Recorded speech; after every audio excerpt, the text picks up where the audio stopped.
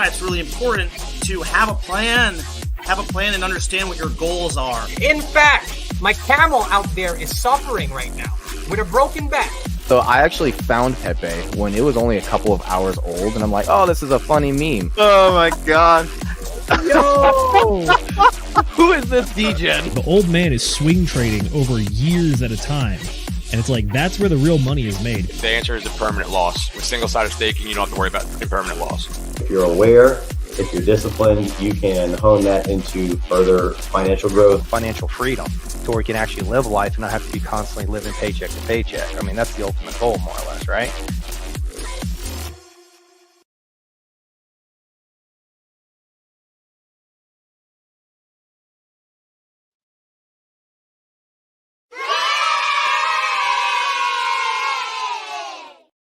Ladies and gentlemen, boys and girls, crypto degenerates, ducks and squirrels, welcome to episode number 51 of the Degen Roundtable Sunday show, where we're going to be talking about a whole lot of things tonight. We got some job report revision numbers. We got Jerome Powell's Jackson Hole side quest recap for you. We got a little bit more about the Richard Hart case updates and some stuff about Kamala Harris policy proposals, as well as a ton of tweets and things to go through for you. Joining me tonight, I've got a fantastic panel of beautiful people with my co-host Zenith. I've got our technical analyst, Mr. Agent J, and our macroeconomic specialist, Brendan. Gentlemen, what is new and exciting with you?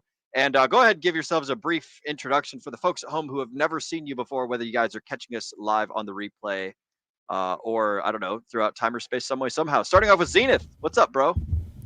Not much. Good to see you again, as always. For those who don't know, I'm a bit of a jack of all trades and legal analyst around here. Although if you're following the Thursday streams we did, I did my best to be a text-to-speech impersonator, as Will and I read 199 pages of legal documents just for you guys. Also, so it's out on the interweb. So if you don't want to read the document yourself, and instead you want to have it in like audiobook form, go ahead and pull up the streams. We literally went top to bottom, covering all of the documents, just the sauce, no opinions. We saved that for the end of each of the streams, and we talked about it. But yeah, we covered the April 8th response to the SEC, the SEC's response that happened on July 8th, but was publicly released yesterday. Thanks, SEC, for that. And then Richard Hart's team responded yesterday as well and publicly released it as well. So all three of those documents are out there. The only thing up next for us is the October 24th trial, but we will talk about that later in the show. Other than that, I'm just glad to be here with the boys. Speaking of which, Brendan, how you doing, my man?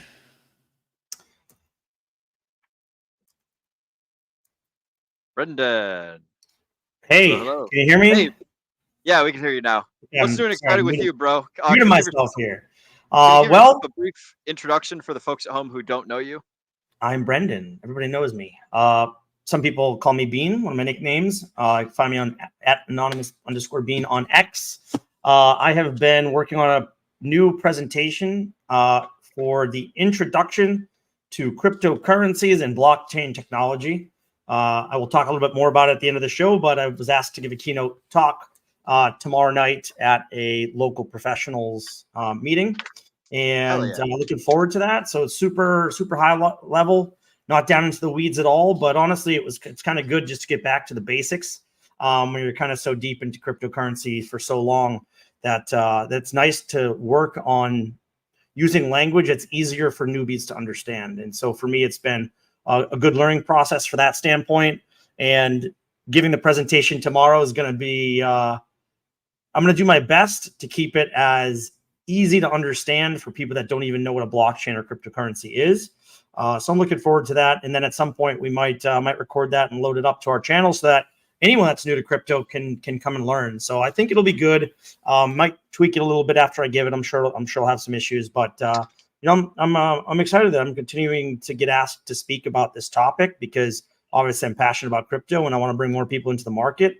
And I want more people to be self-sovereign and have responsibility for their own financial future and, just their bettering of themselves in general. So it's great. I will say, bro, if it went anything like that Cardano conference that you, me, Antoine, and Josh went to back in, what was it? What time was that? Like September? Yeah, it was about a year ago.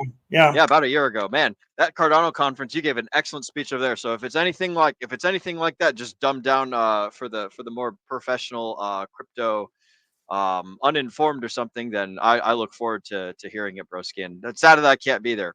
Up next, though, we've got another panelist. We have Agent J, our great value technical analyst. Agent J, what's new and exciting with you? And real quick, because we haven't really explained technical analysis a lot. There's a lot of folks on this channel who already know what it is, but there might be some people catching this video near off into the future, having just joined crypto. Can you give a brief explanation of not only who you are and what you do, but like what is technical analysis?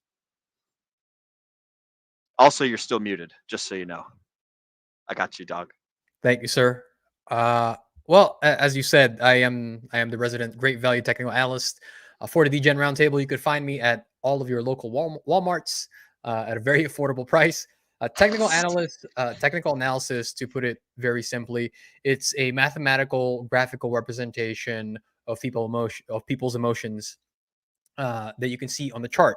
That you can see with lines, you can see with bars, and you can see with other different indicators as well. And the reason why I say that is because people's emotions and the market, right? The psychology and the emotions of people cannot be separated from the market, because the market makers are people, right? People buy and sell predominantly based on their emotions.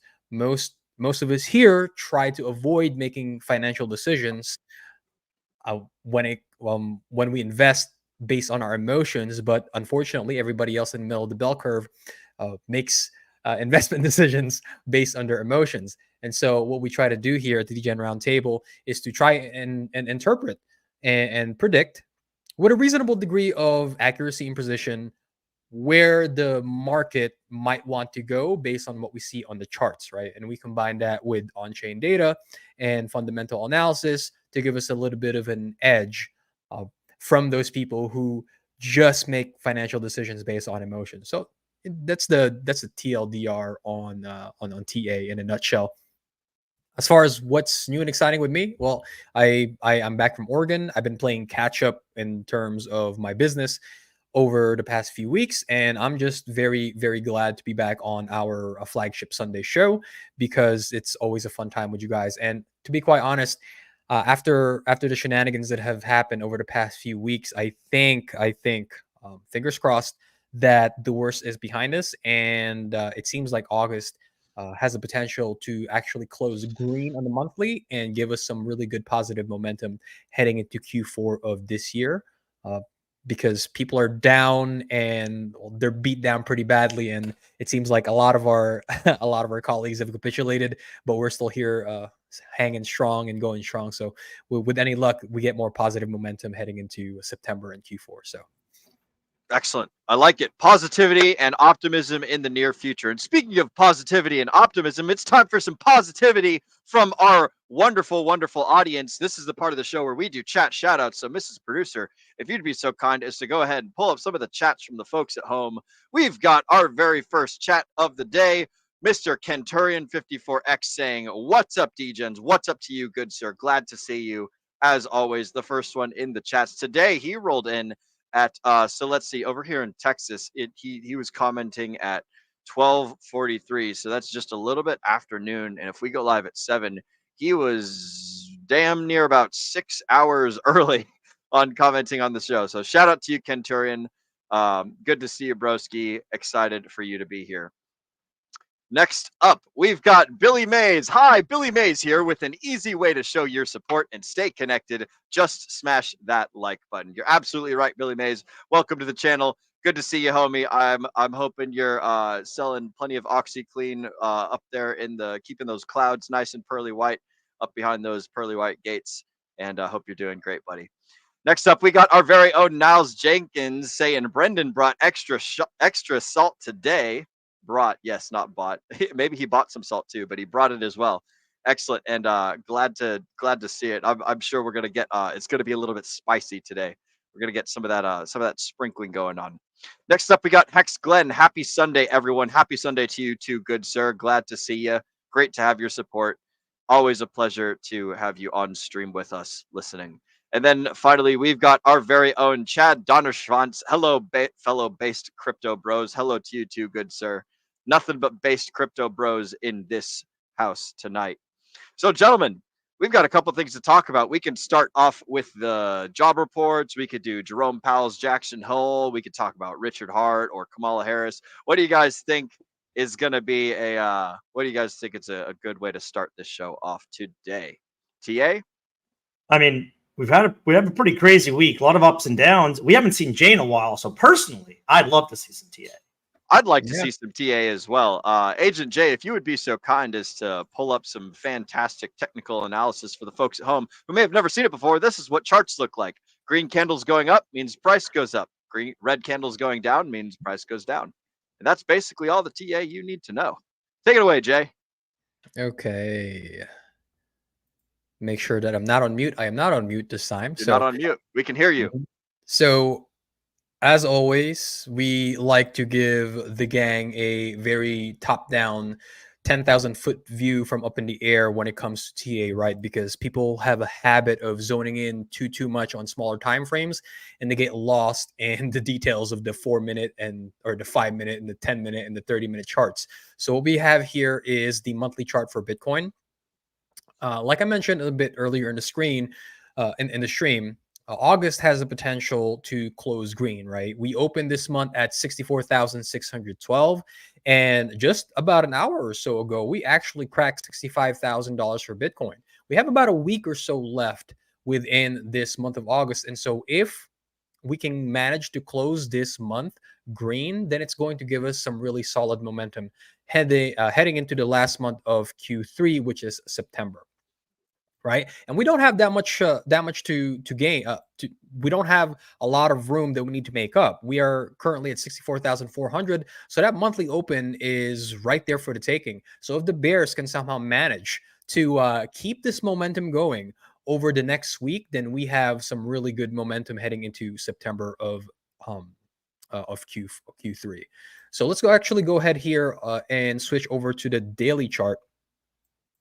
What I like about what Bitcoin is currently doing at the moment is that we were really heavily considering what is the potential cycle count for Bitcoin, right? Because we have, unfortunately, what happened with Black Monday occurred at one of those really strange times in the market, right? Because usually what we get is we get a pretty distinct 60-day cycle low, right? Where we range anywhere between 45 to 60 days, and we get a cycle low somewhere at the very end of that, right? Well, the thing that happened during Black Monday is we actually got caught with a cycle low that would have clocked us at day 31. And obviously, if you've been following the channel and are familiar with 60-day cycles, having a 31-day cycle, well, that's never occurred in Bitcoin's history. And so what the more plausible scenario for this cycle is we have a mid-cycle low here, right?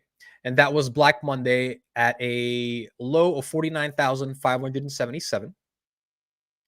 And so we currently have a candidate for the cycle low here at day number 41, right? And when this type of mid-cycle low occurs, the cycle low at the very end of our 60-day cycle is actually going to be a higher low, right? And so that is one of the cycle counts that we are working with currently, right? And if this is if Bitcoin manages to take and knock out the cycle high here we had on day number 24, right, then that would obviously confirm that we are indeed in a new cycle, right? And currently we are on day 10 of the cycle with a high on actually we just started a new day, so we're on day number 11 with a current high here on day number 10, right? And so what are the things that we are looking out for in order for us to be confident that the bulls are finally getting some momentum in the market, right? Well, recovering that $60,000 price point was a good start, right? Because $60,000 is actually the very bottom of this parallel range that Bitcoin has been trading in for basically the majority of the year, right? Ever since February, we have been ranging within this parallel channel for the entirety of 2024. And so recovering the bottom of that range at $60,000 is actually a very good first step. Now, if you notice, the area that we're getting rejected here in price is right at the pivot point, the midpoint of our range at about $65,000. And so if this chart, if Bitcoin has, if we want Bitcoin to have a good chance of getting bullish, like really extremely bullish into September, then what I would want for Bitcoin to see, for Bitcoin is to recover the midpoint of this range at about $65,554. Now, this midpoint is extremely important to recover. Why? Because it is a pivot point, right? You see that every single time we have recovered the middle of this parallel channel, then we have a tendency to make a run to the upside of the channel at about $70,000. And so if we can recover the midpoint here, then we have a good chance of finally making a higher high for Bitcoin. And that would give me extreme confidence in the bullish momentum, because as you can see here, we have a downward sloping trend line from our all-time high. And ever since then, we've had 3 consecutive 60-day cycles of nothing but lower highs and lower lows, right? And so if we can knock out this day 24 high here, then that would make me very confident that the bulls is finally starting to gain momentum. Now, it is quite a bit of a challenge for the bulls to do so. Why is that? Well, if you take a fib retracement, right, from our current swing high to our swing low, what you're going to notice is a few key things, right? Not only is this $65,500 mark for Bitcoin the middle of our parallel range, but it is also one of our major fibs, the 0.786 fib, sitting at basically the same value, 65,600, right? And then what else do we see there in terms of resistance, right? So you have some horizontal resistance there, right? The middle of our range. You have a major fib. Plus, if you can see this upward sloping trend line, this is our long-term bull market trend line, right? And we have spent a considerable amount of time here during this macro wave 4 underneath that bull market trend line. So these are really the 3 key things that I'm looking for Bitcoin in order for us to get really bullish, right? The recovery of the midpoint of the range, which will give us an opportunity to retest $70,000 once again, right? Recovering that 0.786 at that midpoint, and then also recovering this long-term bull market trend line that we have lost since we capitulated here back in early July, right? And so that is the major area of interest that we should look out for if we want Bitcoin to get really bullish. I believe the 20-week moving average is also around that area. If we actually go here really quickly and switch over to the weekly chart. Yeah, so good news, right? We recovered another key moving average, right? That 20-week moving average for Bitcoin. We did close last week above there, just barely, but still a good sign, right? That is a very good weekly candle, right? Basically a bullish engulfing candle, engulfing the price action of the past 2 weeks prior to that. So this is a good sign, not just for Bitcoin, but for altcoins, right? Because we know that every single time Bitcoin is above its 20-week moving average, the altcoins tend to either run, or at the very least, right, since we are still in a bearish environment, at the very least, we know that the altcoins are not going to dump significantly, right? Even if Bitcoin were to range sideways, as long as price hangs above its 20-week moving average, right? So those are basically the targets for the bulls. What happens if we get an extremely bearish scenario, right? Unfortunately, no matter how bullish price gets, the market is going to do what it's going to do. We at the channel were very adamant about Bitcoin not seeing $50,000 again until the very next bear market. But that's obviously not what happened, right? We saw a $49,000 Bitcoin, even though it was only for a very brief moment, it still happened, right? And so we can try and accumulate as much data as we want, but the market is going to move how it's going to move, right? So what would happen if Bitcoin were to come back down and sweep this low at $49,000? Well, a fib extension can tell us some basic targets, right? If we get rejected at this midpoint, which we are getting rejected at right now, then start to come back down aggressively once again. If we manage to sweep the $49,000 low, then your next area of interest is going to be this $45,000 dollar, call it $46,000 price point for Bitcoin, right?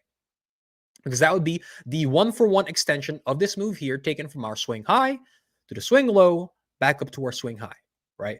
And then if we take a look at a bit further back into the Bitcoin chart, you can see that that 1-for-1 fib extension just happens to land squarely, coincidentally, right at the next area of support that Bitcoin formed back here in the time frame from early December of 2023, all the way up until early February, before we had this breakout move all the way into new all-time highs, right?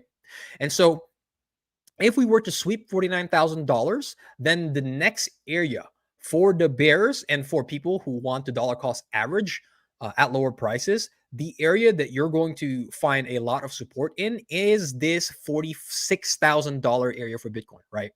We have not only a chunk of horizontal support here, right? Like I mentioned, we also have a cycle high here, which historically speaking, does tend to act as some form of horizontal support for price if we retest those levels once again, right? So that's really it that I have for Bitcoin. I think, the bulls, even though they've been beaten down considerably over the past few months, has done a pretty good job of keeping Bitcoin above its fair value. And I think, we started to take a look at the price action on the monthly chart. I'm going to go ahead and switch over to there again real quick. When I say fair value, right, when you go and look at larger time frames, what you'll notice is that tends to eliminate a lot of the noise that you tend to get lost in when you go into lower time frames, right? What you can see here is that the past 6 months of price action, right, from February all the way up into August, what you can see is even though we've had wicks below this parallel range, what you will notice is that since February of this year, Bitcoin has not had a monthly close below, ta-da, $60,000, right? Every single one of these monthly candles, even though we've had wicks below $60,000, we have not had a monthly close below 60K since January of this year. And so even though people get scared when FUD enters the market, when price starts to slide down aggressively, the market, it seems like from the monthly chart at the very least, has priced Bitcoin at a fair value of $60,000, right? So those are basically everything that I wanted to share with the gang. So if you have any input, Z, Will, Brendan, please go ahead and do so. So the big thing that I was chewing on this week was trying to contemplate what you talked about in the beginning there, which was Bitcoin 60-day cycle. Because this appears to be one of those very rare scenarios where we either have a mid-cycle low or a failed cycle. So I know it sounds kind of crazy, but like more data might be necessary to truly understand what's going on here. Like the finishing out of another cycle is really going to be what determines where you can clearly see where cycle ends and starts. Yes. But as opposed to what's going on right now, I personally was in the camp that I thought we were going to sweep down to about that. Either go retest that, 49,500 low that we hit, or even go lower and test that 48,000 level as well. Because I think there's a decent support level there as well. Yes. I personally was of that mind based on just understanding the 60-day cycle lows or 60-day cycles. It's like anything shorter than 42 days is that is your second. It's your second standard deviation for your normal distribution, which means that, especially on the shorter side, only like a handful, 2.5% of cycles are going to be lower than that. Precisely. And considering that we had a cycle high on day 24, that leads me to believe shorter cycle as well. So I was looking for something between like 42 to 48 days, maybe even like 50, 55 if you're really pushing it. But I think that we had such a large macro event happen on Black Monday that it was able to overcome that and create that the anomaly that we're seeing. Yeah, we kind of had a couple anomalies from a macroeconomic standpoint, I think, Z. I think, like you said, that Black Monday kind of threw everything off because it crashed outside of a point of the cycle that it was probably going to, with some, what we would call black swan type news out of Japan raising interest rates. And obviously they've since rescinded that and gone back to, hey, here's a bunch of free money. And not only that, but, just this week, and we'll get into this a little bit more, but, the Fed talking, and Powell at Jackson Hole, some positive economic news, potential Fed pivot. Those are types of things that can affect the market, and which is why we always say, yes, TA is phenomenal. It's one of the best ways to figure out charts, but you have to take in you have to consider a wider range of information when you're making your decisions, because the macro, it just, fortunately or unfortunately, macro market still dictates a lot of what happens in crypto. And so we'll get into that a little bit more, but definitely for sure. Yeah, the Japanese carry trade unwinding really pissed me the fuck off, because prior to that happening, anybody that's been following the TA, bro, that setup prior to Black Monday was absolutely fucking perfect, bro. That impulsive move, like, it was so perfect. And then Japan was like, yeah, we're gonna raise rates, and I was like, oh, fuck me today, bro.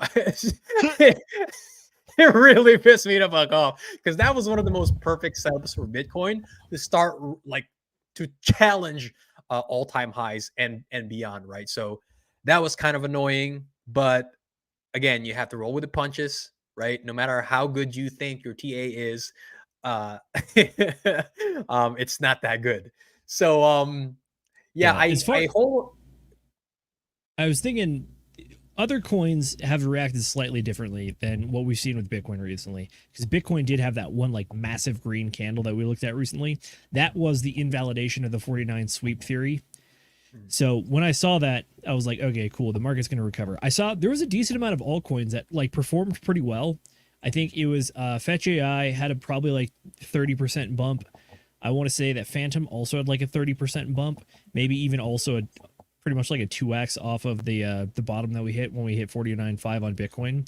But then the one kind of outlier, well, obviously Solana continues just to chug along in its nice trading range, but Ethereum is the outlier on this one for me, because right now Ethereum is still like what, like 27.5 or something, when previously the massive support level for Ethereum was that like $28,500 or $2,850 level. And now we're solidly below it, even after Bitcoin has returned back to the mid 60,000s. Yeah. So that's something that's been sticking out in my mind, which shows that the Ethereum market was either propped up too high, or it just has not had the same amount of recovery as Bitcoin. And I think the Bitcoin recovery also pumped a lot of the other, the altcoins.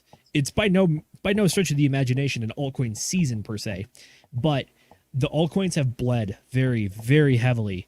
Like a lot of the things are down like over 70% at this point since the all-time high Bitcoin back in March.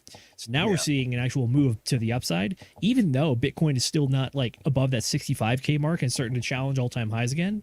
We're still starting to see some recovery in the altcoin market. But again, it's strange. I'm seeing Ethereum is lagging behind, and it's like Bitcoin, Ethereum, altcoins as the performance of this last week or so. So that's just an anomaly that I've been looking at and trying to wrap my head around.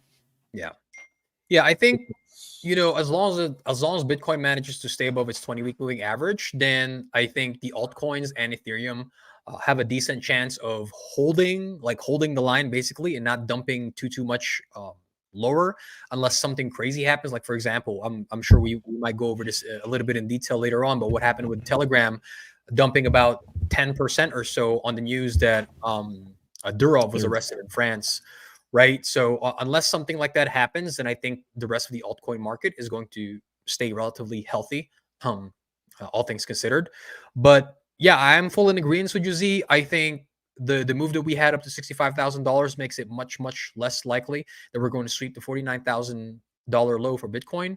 But the alternate cycle count is we're still on day 52 waiting for a lower low on the end of that 60-day cycle. So we could very well have a very extended left translated cycle all the way up until like maybe day 70. So like you said, right, because we're in limbo basically with what happened with Black Monday, we're waiting on more data to come in for us to be more confident at where this market is heading. Because look, I'm not going to speak for anybody else, but I was pretty fucking confident, right?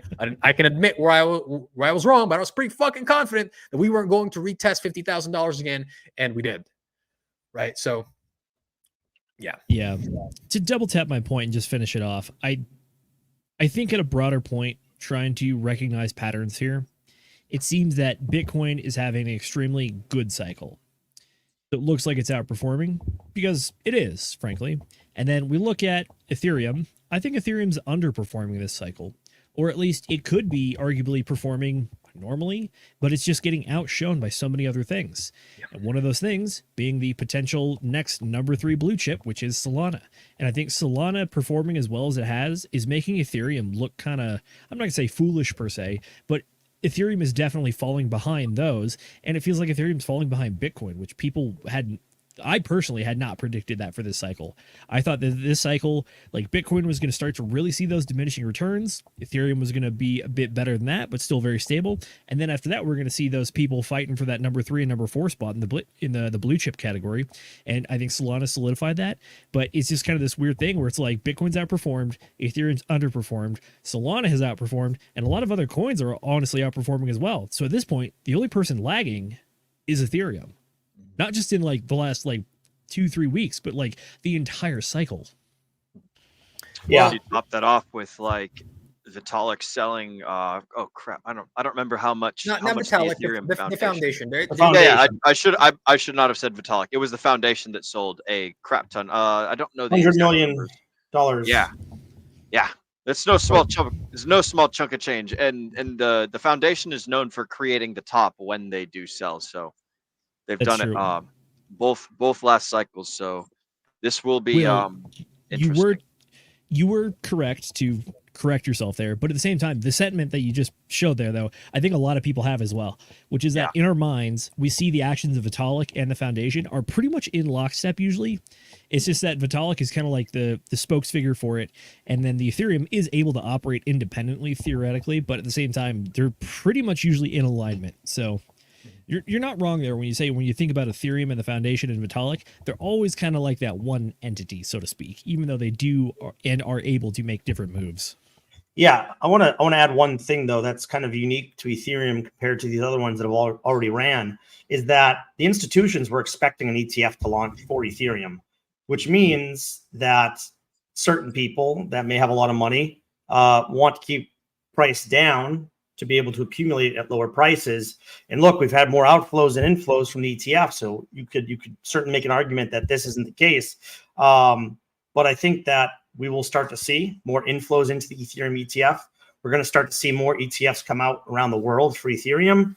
China's, kind of unblocking cryptocurrencies, and that's going to be an injection into the market. So I think Ethereum might be, not financial advice, currently at a great buy point. And I'm not saying right now, this second, I'm just saying in general, right? And if you really believe it and believe that it's going to still pop off to that $7,000 to $12,000 price range, then getting in at what, $2,750 or whatever we're at right now. Not bad. Pretty good price point. And honestly, price points that we really didn't anticipate getting, which happened with Bitcoin as well. Like I said, came down a little bit further than we anticipated.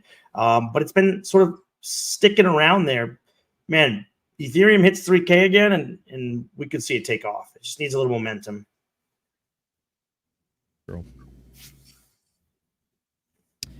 right, I think we're about good on this one, Will. All righty, excellent. Well, we've got jobs report. We got Jackson Powell. Or not Jackson Powell. Jerome Powell. Yeah. Jerome Powell's Jackson Hole recap. I don't like that word Jackson Hole. I mean, I know that it's a place, and Jackson is like a pretty cool place over in Wyoming. I've been there myself. It's a nice spot, and I understand why all the billionaires go there. But let's go ahead and do chats. Yeah, go ahead and do chat first. Oh, okay. Well, shit, ladies and gentlemen, it's time for chat shoutouts. So we're gonna do some chat shoutouts. Let's see. And hey, like and subscribe, please. Starting with Jemmy, we got our very own Jemmy, our favorite babushka down there in South or Central America. Forgive me, Jemmy. I always forget, and I can't remember if it's Dominica or if it's something. But I know that you've told me many, many times. Happy Sunday from Jemmy to us. Happy Sunday back to you, Jemmy. It's good to see you. Next up, we got the Ascending Man saying, "Tell me why we're pumping." The reason we're pumping, Nate, is because there's more people buying than there are selling. So that is the general reason. So whenever you guys see the price go up, it's because there's more people buying than there are selling. Whenever you see the price goes down, it's because more people are selling. And anything that people tell you, including us, is all campfire stories as far as why. We can give our best bets and speculations, but none of this stuff is financial advice. We're just kind of like theorizing what our best thoughts are here based on our previous experience. But at the end of the day, no one really knows what causes, hundreds of thousands or millions of people to buy and or sell. So it's all just a big stab in the dark. But that's what we think anyways. Next up, we got Taylor saying, big ups, Degen fam. Big ups to you too, good sir. And then Paul Sachs right behind him talking about how he is mowing his yard and catching up, mowing and catching up fools. I'm not sure I understand what that means, but okay. Mowing and then catching up on our show, Fools. Oh, okay. Well, good to see you too, Paul Sachs. Or he's trying to catch up to people on his lawnmower. I'm not quite sure. That could be it as well. He might be trying to mow down the neighborhood, which would be amusing and fun. Paul Sachs, whatever you're doing out there, whether you're mowing your lawn or mowing down the neighborhood, I wish you the best of luck. Next up, we got Dr. H, the crypto practor. Good work, chaps. Thanks for the support earlier, Dr. H. You're absolutely welcome, Dr. H. For those of you that don't know, Dr. H, the crypto practor, he is a chiropractor who also does cryptocurrency stuff. And he's been focusing on doing Sunday streams every Sunday at 12 o'clock Eastern. He does a stream about the richest man in Babylon. So Zenith has joined him. I am usually in the chats over on his show, but it's a good time and you guys can learn about the richest man in Babylon and the principles of wealth building. So shout out to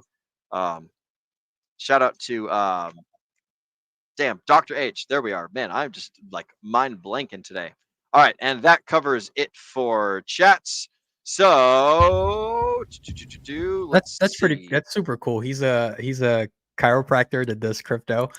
Yeah, man. Sure is. He's like a legit doctor too. Like he's done a bit of an introduction for himself over on the FN Hangout, where I met him for the first time. I'm not sure, Zenith, if you had spoken to him on the FN Hangout before, but yeah, he's a cool cat. Like he's an old British Army guy, or I can't remember if he was a corpsman or if he did medical or what his. He was an engineer. He was engineer. Okay, yeah, I couldn't remember if he was medical and engineer, but yeah, he used to serve with the Brits. I can't remember if it was the SAS or something. I just know that he did military stuff for quite a while. So cool cat. Got out. Decided he's gonna go, crack people's spines and teach them how to have healthy bone snakes and things, and then also teach people about Hex and then wealth building and stuff. So big shout out to him. Yeah. So let's hop on. What's up? I was gonna say it's always fun to meet crypto people outside of our like traditional circles. Oh right? Yeah. I met. It was funny. There was a gentleman that I met a few weeks back. For those that play Pokemon Go, know that there was a Mewtwo, Shadow Mewtwo raid a few weeks back. And I was raiding at the local mall with a group of friends. And we added each other on the game. And then I saw his name. I forgot what the exact name was, but it was like Crypto Ethereum something. I was like, oh shit, you like crypto? I like crypto. And we just kind of bonded over it. So that was pretty cool. He was an older gentleman too, so that was pretty dope. Oh, that's unusual. I was getting this tattoo done, this compass right here, and one of the other tattoo artists was like super duper XRP maxi, and so we were having a good time talking about That's that. awesome. Yeah, I was ribbing him a little bit. I will say we do need to. I feel kind of bad because I think XRP has been the butt of a lot of our jokes recently. So we got to reach out to somebody who's an XRP person, get them on here, and be like, all right, give us the best pitch you possibly can. But other than that, yeah, the XRP stablecoin jokes will continue. Look, I want to add one more thing to that. People out there that know maxis of other coins, be it XRP, be it Cardano, even Ethereum, whatever. We'd like to hear from everybody in every coin. I'm not talking every meme coin and every shit coin out there, but real projects and why people like them. Yeah, but like any layer one or any token that's been around longer than like a full Bitcoin cycle, if there are any maxis out there, please reach out to us. Like, we want to hear from you. We want to know what the history is and what the sentiment has been through all of it. Yeah, and look, we're looking to build out our guest list. We're working on that currently to get a new list of guests, not just from the communities that we have been working in a lot, like the Richard Hart community, et cetera, Bitcoin, Ethereum. But yeah, we want to bring the information to the people, and we want to hear why people buy things, because the more information we have, the better decisions we can make and our community can make. Yep. Agreed. I like it. I do like information. Speaking of information, let's roll on over into talking about macro as well as Fed stuff.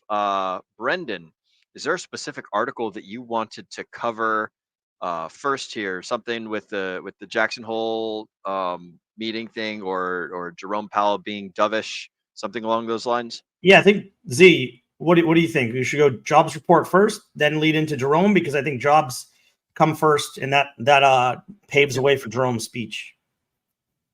That's I think exactly they're both they're Yeah. both intertwined. If you want to go with timeline, let's go with timeline. Go, Which one's- yeah, jobs.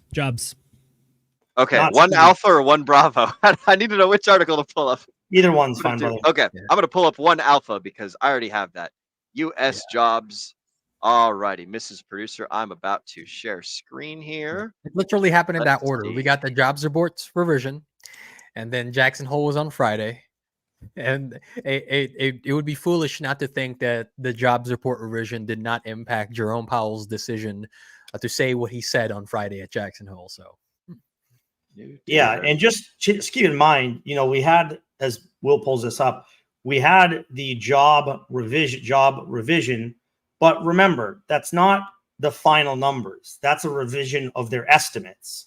We don't actually get the final numbers until February 2025. And I don't think people realize that essentially what they're doing is saying, hey, our estimates were way off, and we need to amend those because there was a lot there that we were wrong about. And just want to let you know, February 2025 is when that gets finalized, but it is really big news nonetheless. All righty, so let's see what we got here. Trying to see on my okay. Good golly, Miss Molly. All right, there we go. I wanted to do it without these silly little like advertisements and things on the side, but it just appears that they're going to be there. So Yeah. The 2-sentence summary of this article is that new data from the Bureau of Labor Statistics reveals that U.S. job growth over the past year was significantly weaker than initially reported, with a downward revision of 818,000 jobs in March of 2024. Then, despite this, the labor market remains historically strong, though the revision could pressure the Federal Reserve to consider interest rate cuts. So, Brendan, what is it about this article that's your favorite thing? I see there's some more numbers and things in. Yeah, there's a few things those numbers are important. Let's hit those real quick if you don't mind. That's what I was going to hit first.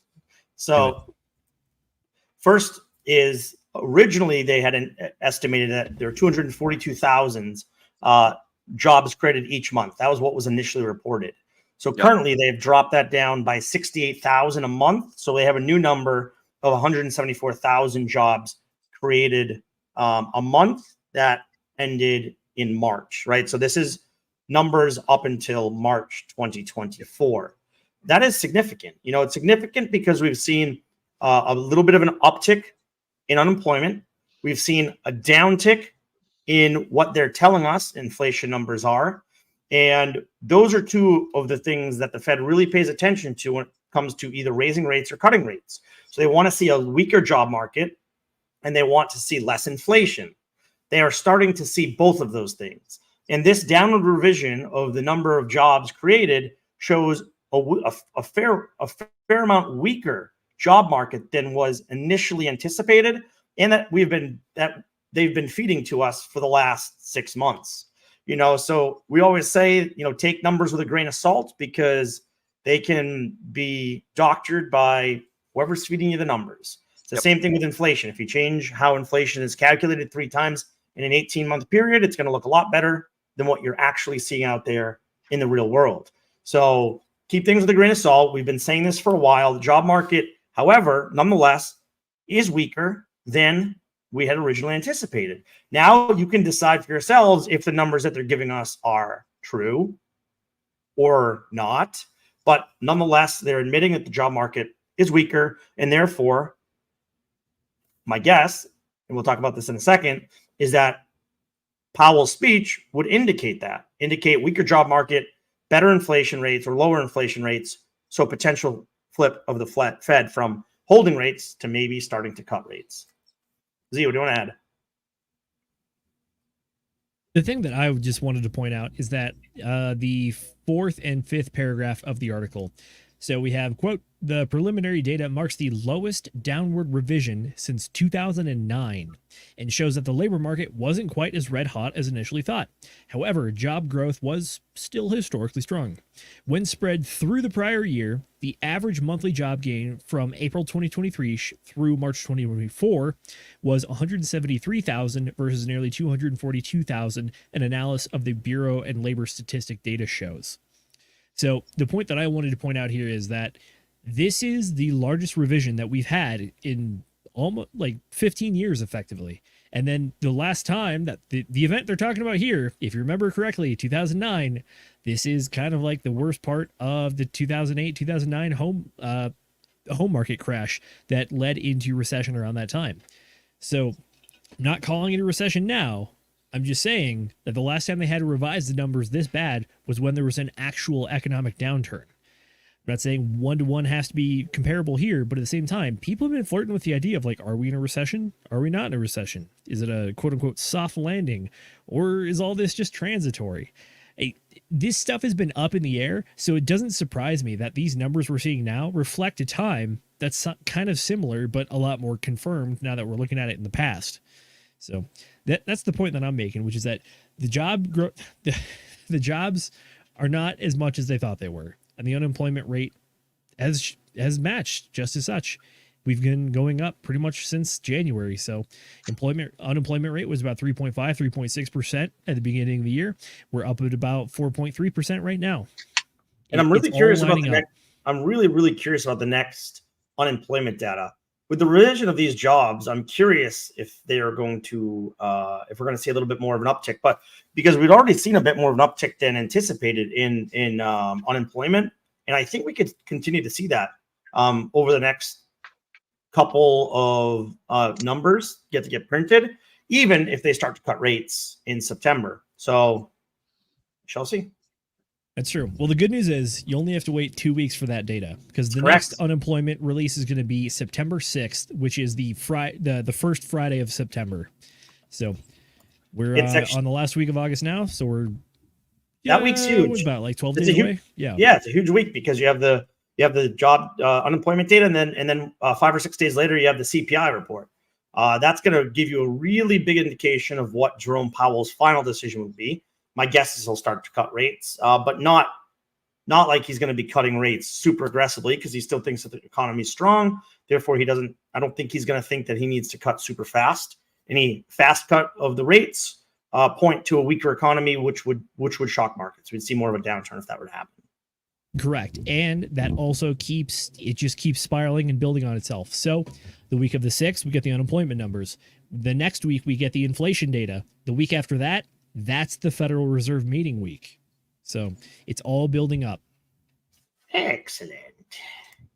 So I'm looking at this second article. It seems very similar. It's the same. It's the same. Don't even bring it up, bro. It's the same. Okay. It's just a different. Yeah, I was gonna say this looks like the same data, but yeah, I see it. Zenith and I were putting articles in at the same time, literally, Gotcha. and we overlapped, not on purpose. That is awesome. Okay, sweet. Well, there goes that. Then I will close this. Same thing on the next topic too. So either one of those articles is fine. Okie dokie. Thank you, Mrs. Producer. So, any further thoughts on this, or have we nailed it down pretty good? We want to transition over to Jackson Hole. All right, sweet. So next one, let's go. Jackson Hole. Fed's Powell in policy shift says that time has come to cut rates. Mrs. Producer, I'm going to go ahead and share screen. There we are. And I'm going to do another one of these fancy schmancy little maker smallerificators. And let's take a look. So, Reuters, the summary. Fed chief says its timing pace of rate cuts depends on data. Central bank expected to cut rates at September meeting. and how a big rate cut is now the key question for the Fed. What are our thoughts? Wow, there's a lot of big empty spaces. Oh, I like that my ad blocker is working. Thank God. Excellent. Okay, so I did not run this one through ChatGPT. Can you guys give us the basic rundown of what this article is all about? Take it first, Z, and then I'll go. Oh, okay, sure. So the outcome of the Jackson Hole meeting was that Jerome Powell wasn't saying anything conclusive. Although if you try to get the tenor and the tone of what he's trying to say, he's pretty much saying that, yeah, inflation appears to be well on its way to 2%. It's still a ways off, but it's on the correct trajectory. And additionally, the jobs market is starting to soften up to the point where they think that the cuts might be necessary to help businesses and the unemployment numbers. So, because he believes inflation is under control and the jobs market needs a little bit of help, he's looking that there's probably going to be a rate cut this next meeting. The question right now, if you go look at the futures markets, is it going to be a quarter point or is it going to be a half point? Right now, the betting favorite is a quarter point drop. And I think I want to say it's like 36% to 64%. So 64% chance we're going to get a quarter point cut, 34% chance we're going to get a half point cut. This is the first reduction that we've been looking at. And if you've been watching the channel, you're probably tired of us talking about it, but it's the ever shifting goalpost of 2024, which is when are they going to cut rates? I think it's now. I think it's finally happened. It's finally the time. They're actually looking to cut rates for the first time right now. Because remember, on Black Monday, the day that it happened, everyone was like, emergency Fed meeting. We need an emergency Fed meeting. We need 3/4 points. We need a full point. And then literally the next day, you even get articles from CNN saying, no, the Federal Reserve should not have an emergency meeting, nor should they cut rates. And I was like, wow, this was some serious whiplash. It went all the way there and back in the span of like 2-3 days. But I think what we're seeing here and the aftermath of Jackson Hole, or at least the results of it, is Jerome Powell saying like, yeah, now's the time. We're actually doing it. Yeah, let me give you my sort of summary. I think he if I were to break his speech down into 5 or 6 points, the first thing he talked about was the economic recovery since the pandemic.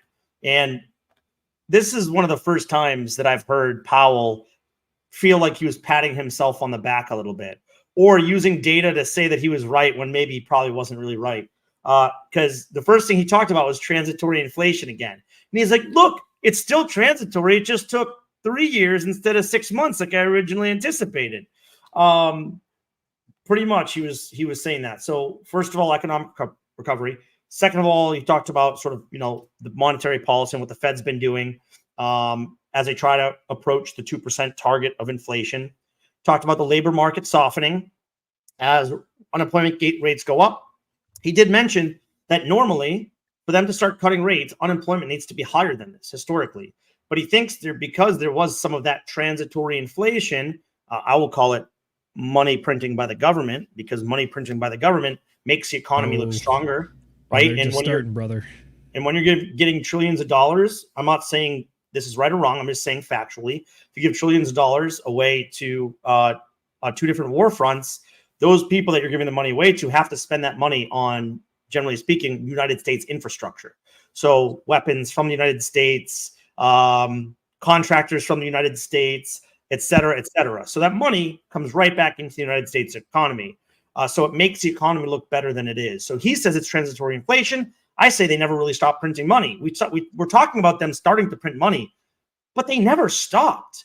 And that's why the economy never took the downward spiral as it would normally when you start to raise interest rates by this much.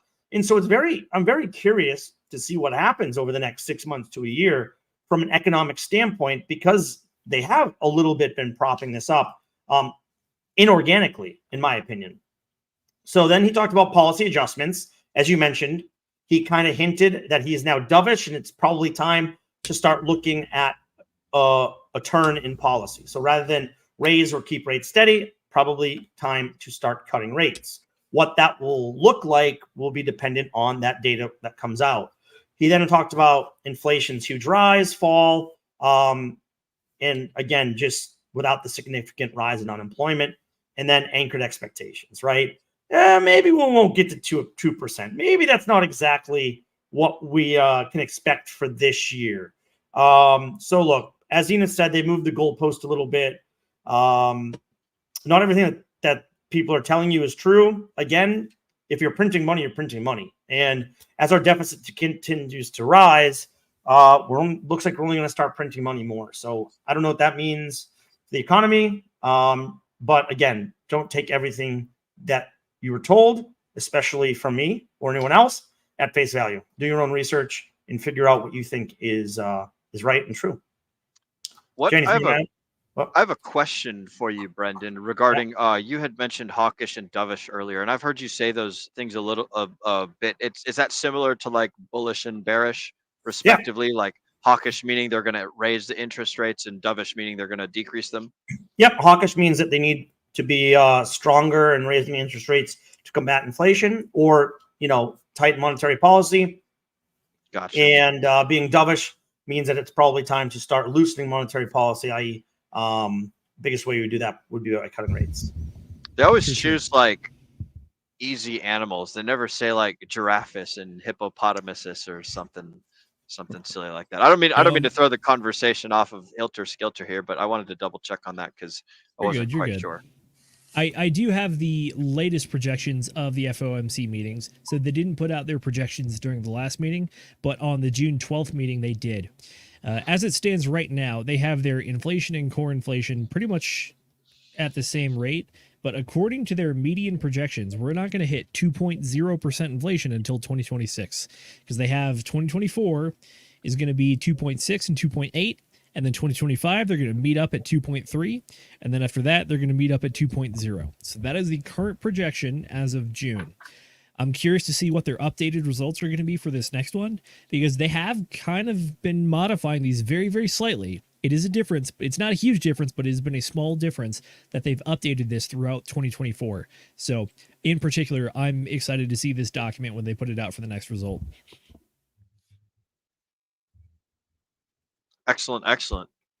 Jay, do you have any thoughts on any of this stuff that we have covered? I'll give you a... Yeah. So look, a lot of the stuff that has already been covered.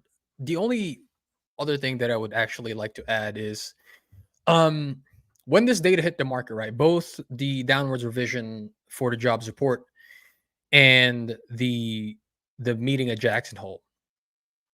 A lot of people I saw on X, on Instagram in particular, they were quick to say, "Oh, of course, here's the Federal Reserve, here's the government lying to us again." Now, I'm not trying to make a defense for the federal government in any regard, because we know that there are plenty of times where they lie.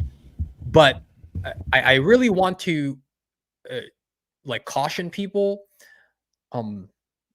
over being overly too critical of Jerome Powell, because we know that the government collects data very slowly, right? The data that comes in is a lagging indicator.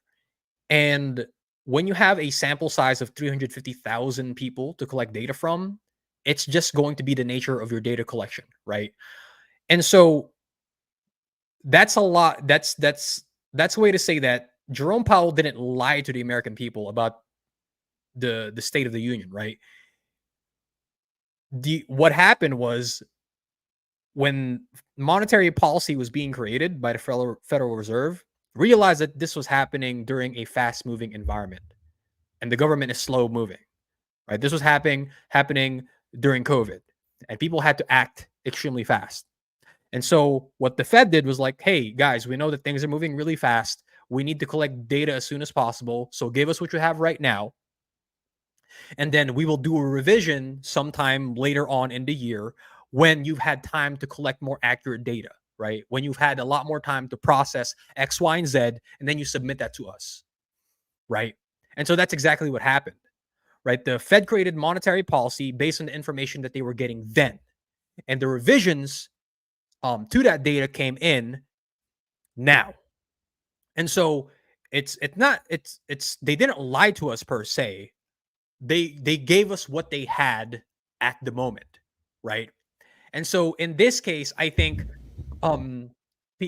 people are a little bit too harsh with their interpretation of recent events. And I would just say, like, hey, you got to extend these guys some grace, right? Because stuff like this happens often, and like we all know, the government is a very slow moving vehicle, and they have to create monetary policy immediately, right? Because they don't have the luxury of saying, look, man, we don't really want to act too quickly. Let's wait for like a year's worth of numbers to come in and let all these different companies collect more before creating monetary policy, and we'll just let things go as they are. Like, can you imagine what would have happened to inflation if during 2022 the Federal Reserve was like, nope, we're not going to raise rates, right? We're just going to let the economy overheat as they are. What would have happened? It would have been catastrophic. It would have been catastrophic, right? So like, they don't have the luxury of like, yeah, let's just sit on our hands and do nothing. So that's all I wanted to add, man. It's like, look, like I said, I'm not making a defense of the federal government because they fucking lie to us all the time. But like, I try to give grace where it's necessary, right? And I think in this case, like, you got to extend Jerome Powell some grace, right? Because he didn't capitulate, right? Black Monday would have been the time to have an emergency Fed meeting and start cutting rates. But that would have been the exact scenario that we wanted to avoid, right? Because that would have been a confirmation of, oh shit, things are much worse than they are. Recession is much more likely, especially if that meeting came at the heels of Yeah, you muted yourself. I was about to say, did I just lose or did he lose? There we are. Sorry.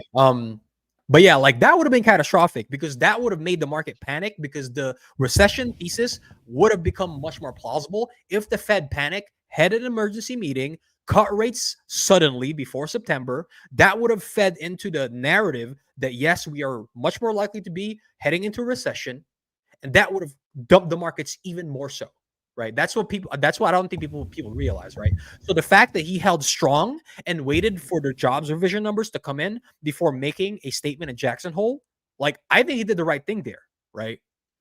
And you see the result now. We've actually had a recovery in the market. And he was actually, like, it was the first time that I saw Jerome Powell actually come in and say something instead of a whole lot of nothing or a whole lot of the same things. He said pretty firmly, it is time for policy to shift. That is probably the most precise that we've heard from Jerome Powell, or like it's the first time in a long while where he's actually planted another flag down, right? Firmly, right? And that he said it's time for policy to shift, right?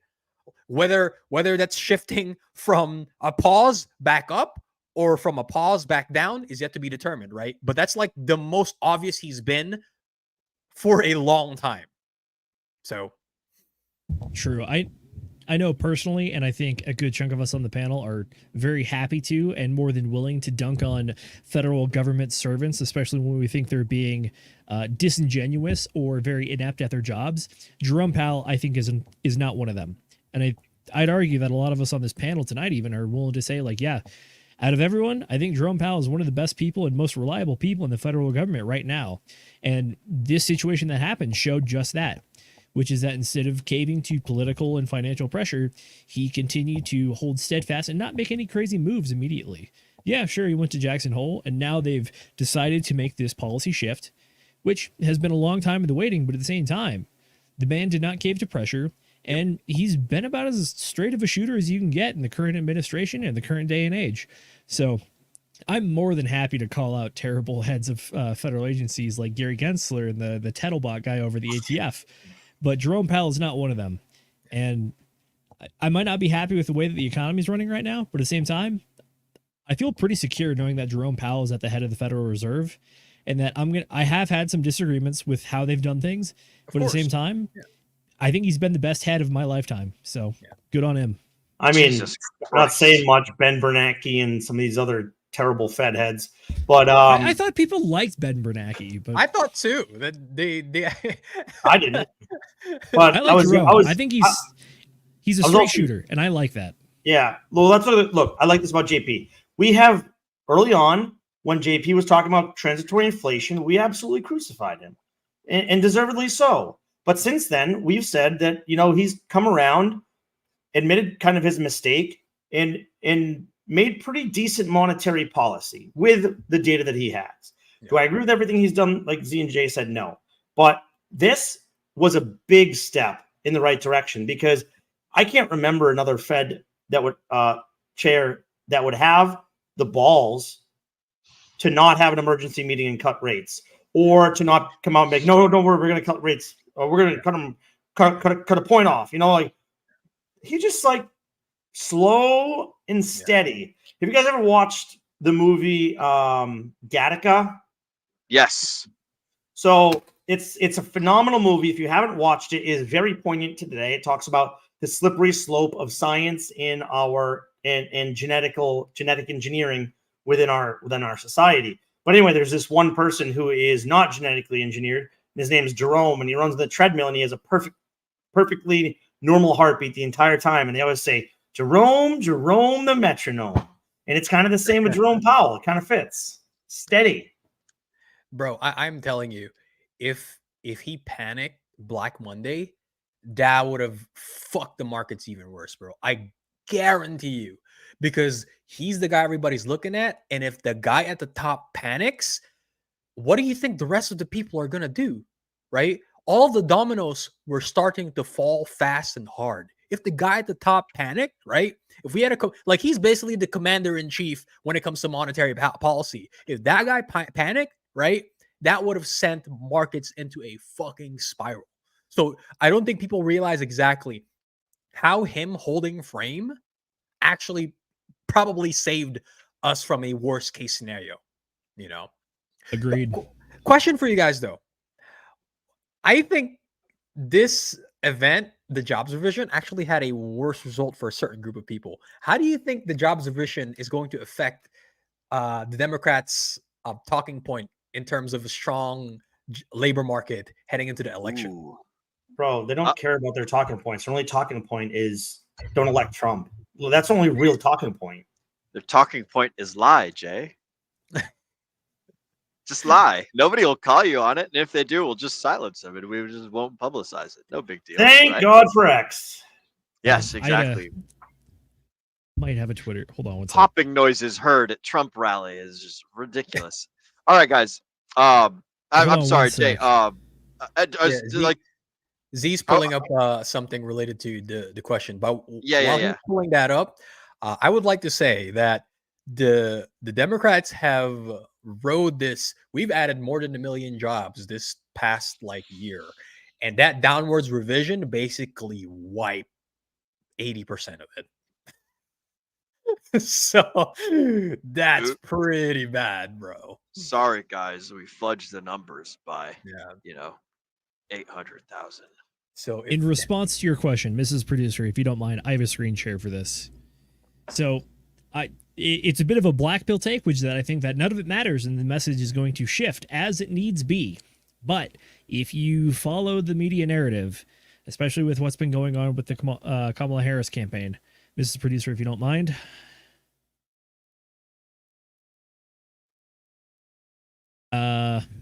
I got you, Z. Give me one moment here. Thanks, big dog. Yep. Do. But can you just whilst we are waiting, we still need to cover this airtime. Kind of give us a little bit of background. Yeah, so it's kind of the ever-shifting media narrative. So if you remember back before there was the great debate that knocked Joe Biden out of the presidential candidate race, the entire media was telling, no, he's not senile. He is as bright as they come. He is spouting philosophical theories left and right. He's the top of the best he's ever been. And then immediately, halfway through the debate, everyone is already starting to get on board with, all right, we got to get rid of the old guys. He's starting to crap his pants, metaphorically speaking. And then this is part 2, which is the Kamala campaign, which is they're saying the economy is great under Biden. And then they're saying, oh no, Kamala's going to fix the economy. It's like, okay, which one is it? Yeah. Pick one. They're not the same, even as much you want to pretend that they are. This meme is basically a very concise way of saying that they're cannibalizing each other, right? Because apparently Joe Biden had a great economy, and then now Kamala is campaigning on we're going to fix it. So did Joe Biden have a great economy? And if he did, what are you fixing about the economy? Right. So it's like short and sweet of saying that, yeah, they're cannibalizing each other. So this is a good meme, Z. Yeah, it's either that or there's this one as well, which is that inflation is due to greedy price gouging. It's like, did the people who printed trillions of dollars tell you that? Hey, since we're still on Jerome, let's go ahead and pull up Paul's question. What do you guys think about this one? Yes. How do you all feel about Trump saying he's going to you're fired, Jerome? Well, the first is it's not just about being fired. He might just not reappoint him. So once Jerome Powell's year is up, which would be under Trump, he can just appoint someone new. It's not like he's firing him. He's just saying, I want to appoint somebody else, someone that I have the ability to appoint. Now, look, I don't actually think... He serves at the leisure of the president. Correct. I'm not sure. Will someone else? It's entirely possible to replace him. It's not a bad thing per se. It's a change in administration. Like anything else. And honestly, I'm not 100% sure Trump will or will not. I don't think he's made that decision yet. And no matter what you hear in the media or the news, let's be honest, Trump's not at that point to make that decision yet. And honestly, it probably depends on the advisors around him. You know, he has advisors like JD Vance, maybe like RFK now, maybe Elon. So maybe he starts to look at things a little bit differently. And whoever else he brings on as financial advisors. But I'm not sold that he would do that. He may not. It is what it is. But I'm not sold that he would. Yeah, I think if he does, or he doesn't ask Jerome, like if he doesn't try to reappoint him, I think that would be a huge mistake. Because out of like the shitstorm that is United States politics, like he's one of the few people who's been pretty bipartisan, right? Like whatever the hell Jerome Powell believes, he never injects himself into like, yeah, I think the Democrats are right, or I think the Republicans are right. Like he's probably one of the few people in politics or in the federal government that's been pretty fucking bipartisan, right? And that's exactly the type of person you want at the very head creating your monetary policy, right? Because if he was left leaning to any significant degree, he would have been like, yep, let's keep printing money. Yeah. All this government programs, yeah, let's keep funding it. Yeah. So yeah, I really want somebody who's as bipartisan as possible when it comes to monetary policy. So I think it would be a mistake if he was like, yeah, let's fire this guy. Like, that's why I'm not sure that he will. I'm not sold that he would. We'll see. Yeah. I personally think it's a coin toss, which is that this could be more of people on the side of the aisle that I talk to a lot, just willing that Trump is going to come in and replace the vast majority of the federal administration. But at the same time, it's like, out of all the people that deserve to be fired the most, Jerome Powell is at the bottom of that list, in my opinion. Yeah. Like, I think he's doing a good job. He's very solid in his plan. We might have disagreements on like the specifics of how much and when for the interest rate stuff. But at the end of the day, like, the man has stuck to his plan and he's stuck to his word. And there's something to be said about that in this day and age, especially. Yeah. So does he deserve to be fired? In my opinion, no. Is it just kind of the way that it goes? Whenever a new administration comes into place, they put their people in positions. Yes, for sure. Is Jerome Powell a Trump guy? I don't think so in particular. I don't think so. Yeah. So am I going to be surprised if he is replaced? No. But at the same time, like, am I going to be surprised if he's like like one of the few people that they leave in place? No. Because I think Trump understands this a little bit, which is that markets like stability and they grow under stable conditions because people find that equilibrium and they find ways to start stacking those small wins and stay consistent and be able to build consistent things out. I mean, it's like Will and I talked about on Friday when we covered the Toyota Way for book club. One of the ways that the Toyota Way it works is that you have to have stability when it comes to sales, orders, production. Because if you're constantly trying to change everything, you're going to have massive spikes, massive dumps. But if you're able to have good projections for the future, that's where you can really grow very well.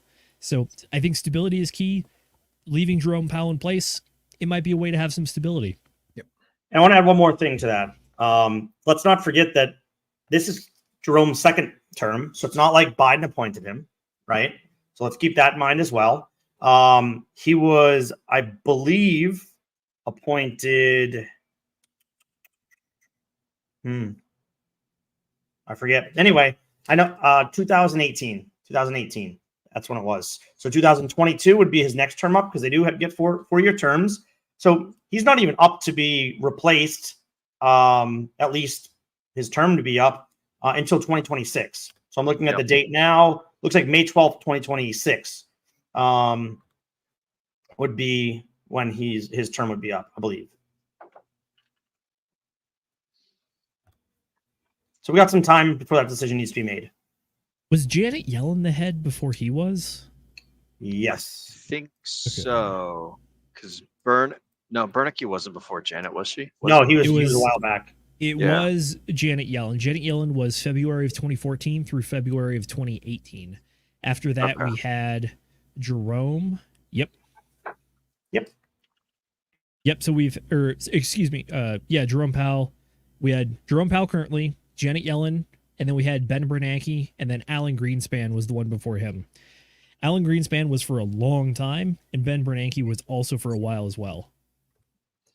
Yeah, so Trump had already re-upped him, right, in 2018. So he was the last one to re-up him. Sorry, no, he was the first one to appoint him, I believe. Jerome?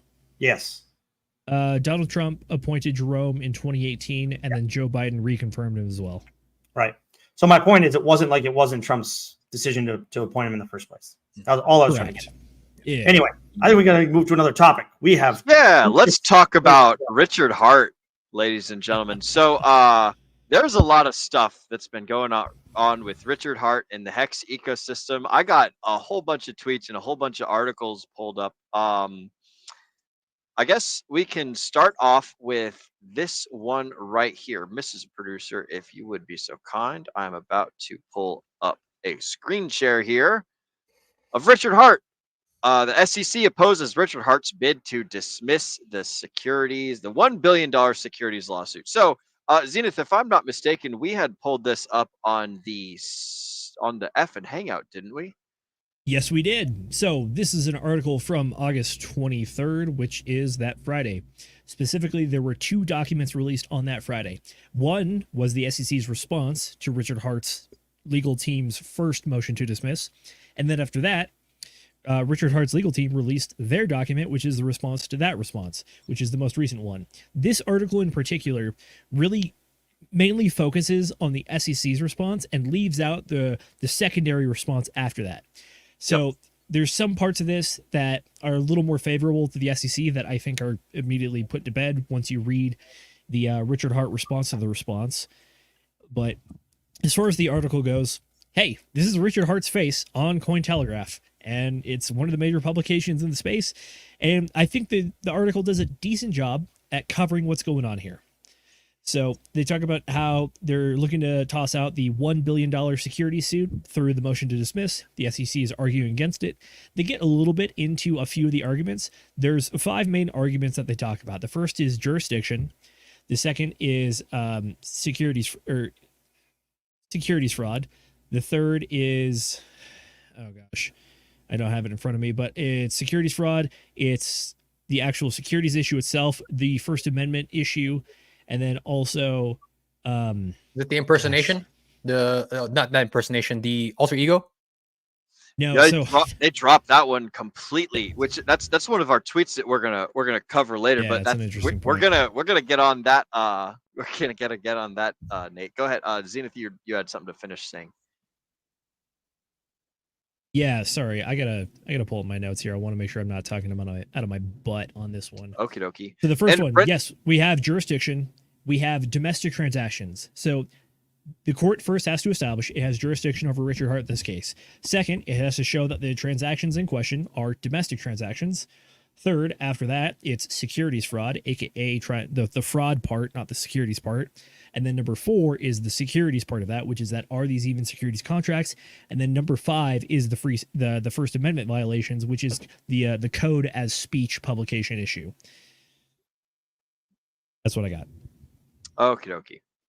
Brendan, you had mentioned in the show notes earlier also wanting to compare a whole bunch of the articles and how biased they are and all that stuff. Is that something you still want to cover and discuss, or are we just gonna free flow convo? Yeah, look, I'll just quickly show something because I think this is just an aside. It kind of shows how much some people in the crypto industry don't love Mr. Hart. And let me just share my screen here. Let me know when you see that. Yep, looks good. So look at some of these things. SEC refuses Richard Hart's request to dismiss $1 billion lawsuit. I'm just looking at headlines here. It's not the SEC's decision, right? If the lawsuit gets dismissed, it's up to the courts. Most of this is somewhat, I'd say, neutral. And granted, look, this is Google. If I want some less poignant, maybe I'll use a different search engine. But this isn't political, so I figured it was fine. But but some of these are just crazy, and they're like this was one earlier. I think a few people have since adjusted their headlines a little bit to not be so untruthful, so to speak. Yeah. But nonetheless, they're all SEC pushes back against Hex Founder. It's like, and honestly, I was reading some of the articles, and these articles are people that are living in other countries that don't understand United States law at all. They don't specialize in law. These are cryptocurrencies, writers, people writing about the cryptocurrency space, trying to weigh in on the law of the United States. They don't live in the United States. They don't study law. They don't know anything about it. So it's funny to me, and I wanted to find ways to send messages to some of these websites to be like, how can you put these articles out from people that have no understanding of how the United States law system works, nor do they have any real opinion outside of they don't like Richard Hart. You know what I mean? And so some of that stuff is interesting to me, again, because a lot of these articles are from people that are overseas and don't understand United States law. So that's it. That's all I have to share on that. I will say that it's nice that like they're saying the name, because bad news is better than no news, or it's better to be any hated press than is it good press. Exactly, right? It would be wonderful if they were giving us like unbiased and like well-reasoned articles and explanations and things. It would be great if the truth was out, as opposed to a lot of just the crazy disdain that there is for the Richard Hart ecosystem.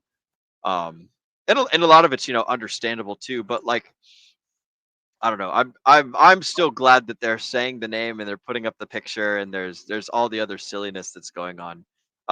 We've also got, if you guys have some thoughts on this, we can dwell on it for a little bit longer. But I've also got some excellent tweets that Zenith has gathered up from Nuclear Herbs over here. Oh, I mean, we have a lot of stuff to talk about. Z, did you have anything you wanted to kind of just, before we go to Nuclear Herbs, anything that you wanted to add? Because you're kind of the guy that's been reading, and well, you and Will, man, read what? You guys read 6 hours of law documents, a 4-hour and 17-minute show, and then a nearly 2-hour show a couple hours later, man. Like, props to you guys. That's insane. And I listened to a lot of what you guys said, not on 1X. So, and I read a lot. Good. But, that's the bro. point. I hope nobody listened to that at one time speed, because that was not the point. Well, I did when I was listening to it live. Through it. There you go. When I was listening to it live. But no, you guys did a great job. I just want to shout that out. Thanks, much appreciated. But the question here is how in depth do you want to get for me to talk about this? Because I mentioned the arguments. I'll give you a quick how I feel about everything. How about that? Yeah, that's what I want to hear. The initial Richard Hart arguments, they felt very compelling. The SEC response felt very damning at a glance. But the more you dive into it, it was very much a broad interpretation of the law and a broad application of it. And then the response from the Richard Hart legal team to that was a very specific and pointed response that rebutted many of the arguments and showed how it was an overbroad application, and even pointed out how things where they dropped the alter egos argument. It kind of shows that it really feels like a fishing attempt by the SEC. Like they're really just throwing spaghetti at the wall and just hoping that something sticks and the court is going to latch onto it. Yep. And when you look at the response, the most recent response, the Richard Hart team talks about how your original arguments came from this complaint. You have started to abandon many of the initial complaints or the arguments from that complaint and try to shift towards other things that you think are profitable.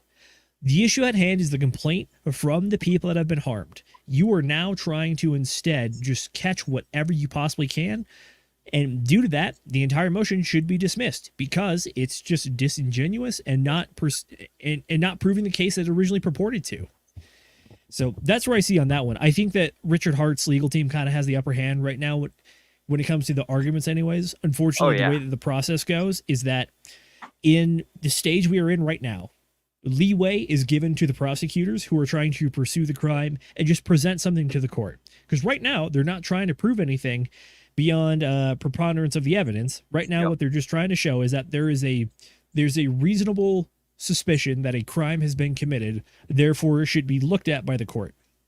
But it's kind of an uphill battle because it's trying to show that your reasonable suspicion is not reasonable, which is hard to do from the legal aspect, especially considering like the SEC is the federal agency appealing to another federal agency, which is the court in the second district, which is Vermont, New York, Connecticut, which are that's the backyard of the SEC. That is where they do a lot of their business, so to speak. So it's trying. Richard Hart is the away team in this game, but at the same time, I think they're making a very good showing. And if you specifically look into some of the things, especially in the First Amendment arguments, it seems that the SEC and Richard Hart's legal team are kind of talking past each other a bit, which is that Richard Hart's legal team makes an argument about speech is code, and you've cherry-picked political speech to use as some sort of like argument to make these crypto asset securities. But then if you read the SEC response, they make a very general and broad First Amendment argument, and be like, no, it's not protected, because then they have this stupid line where they're like, well, if it was protected speech, then it'd be like trying to complain about a bank robber having their speech of stick 'em up used against them in a court of law. It's like, those are very different arguments. I think you're just talking past each other. So will get rectified at some point, but it might not be right now.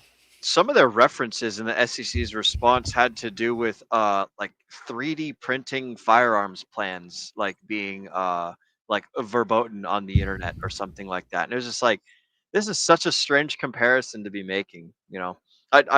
Anyways, Jade, it's really not actually. We can talk about that real quick.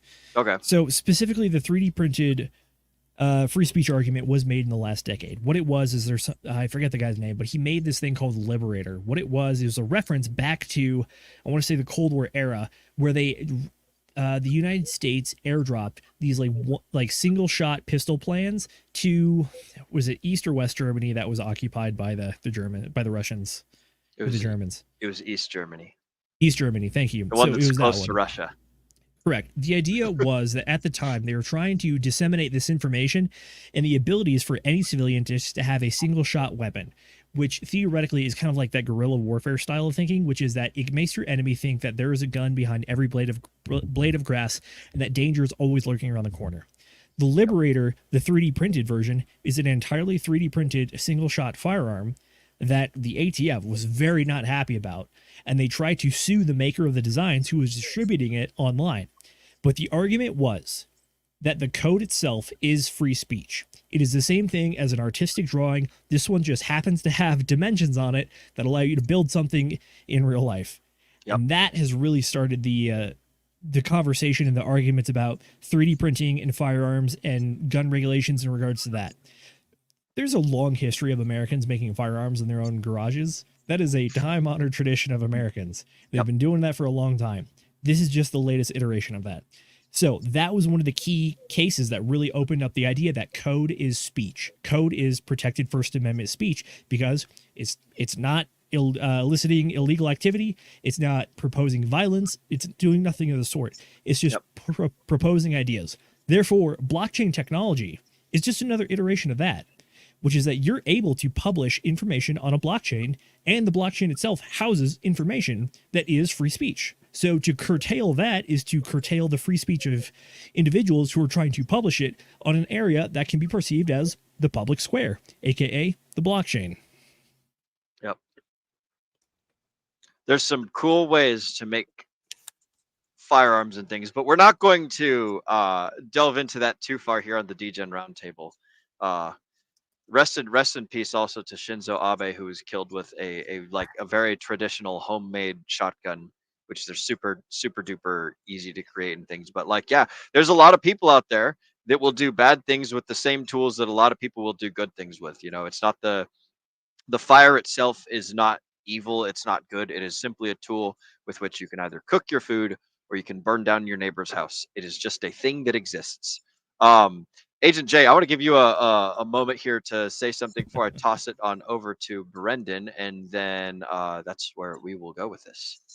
Do you have any thoughts on anything we've been covering with Richard Hart? Yeah, to add on to what Z was saying, right? It's like when you publish information on the blockchain or you create a piece of software, like, you shouldn't be held liable for how people use that, right? Because we don't hold people liable for how to use the internet or the information that they publish on the internet, right? If you're going to hold somebody to those standards, then you have to hold everybody to those standards, right? Everybody using the internet to those same standards. So I think that's extremely unfair, and it's not just Richard Hart that's being attacked. We've covered multiple people, from the Samurai Wallet guys to the Tornado Cash guys, and now obviously what's happening with Telegram.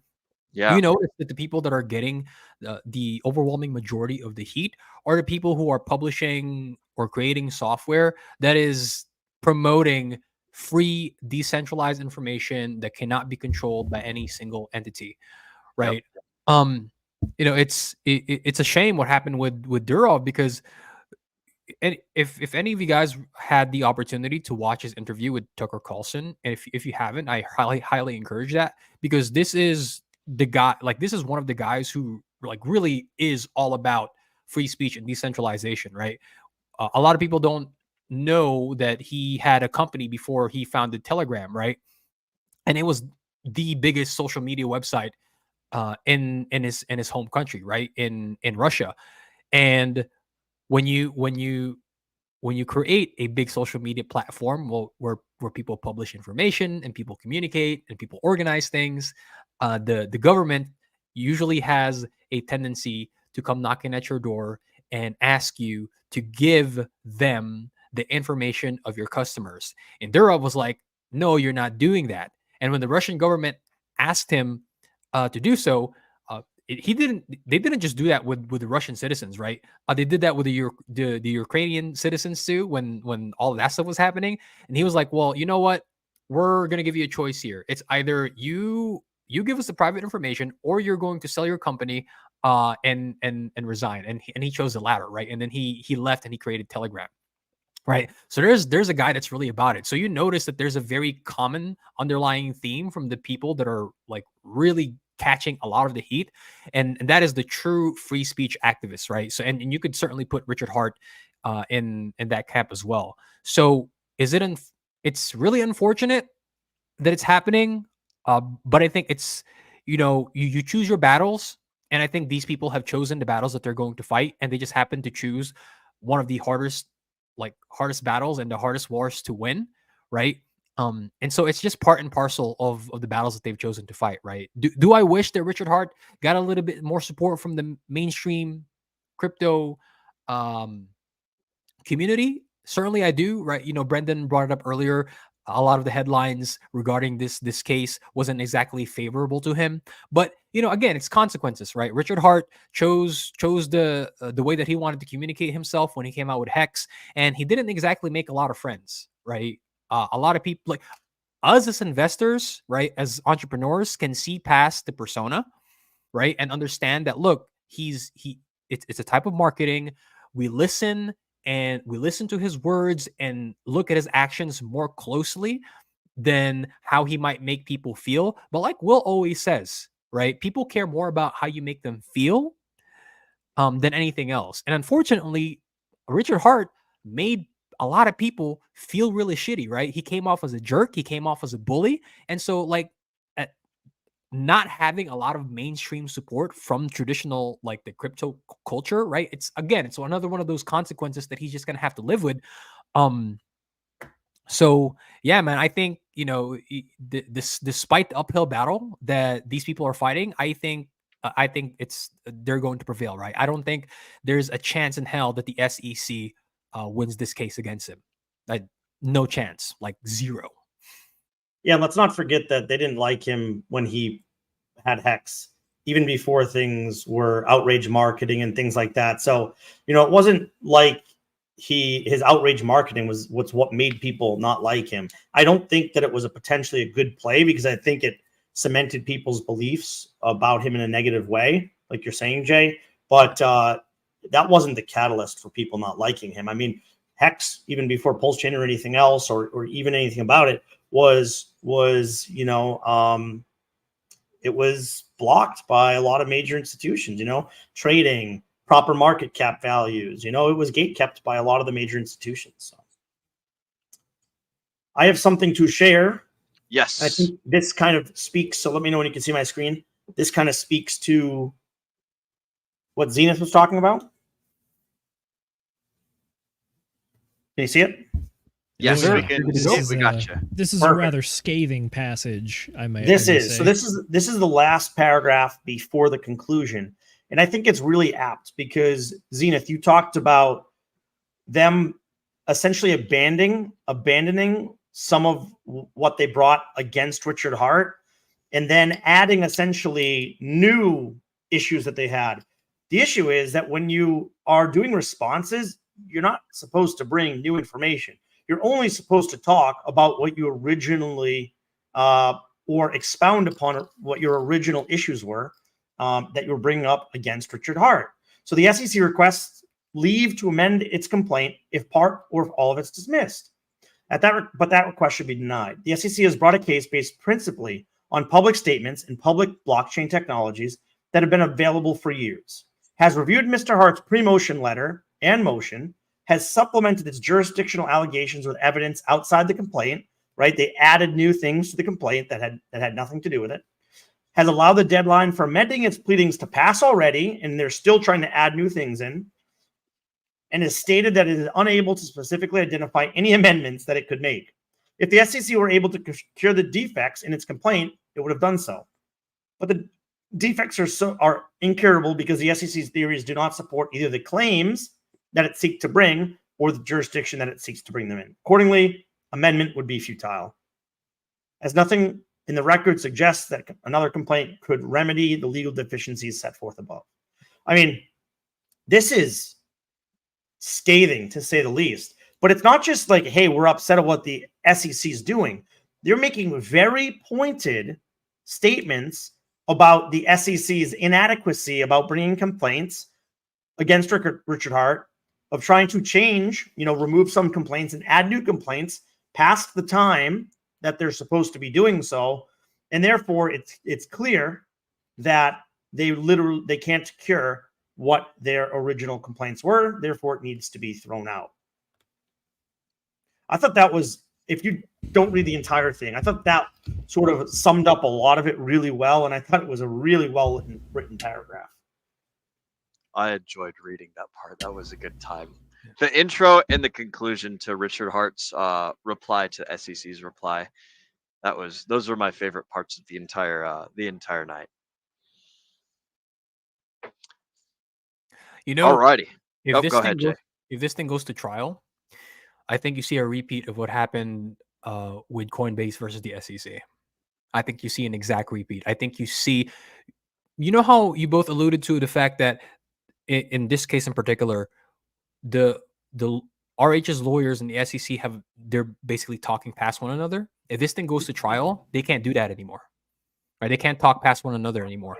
Like the judge is going to see how that the SEC is unable to articulate exactly why they believe RH is guilty of the things that they're accusing, right?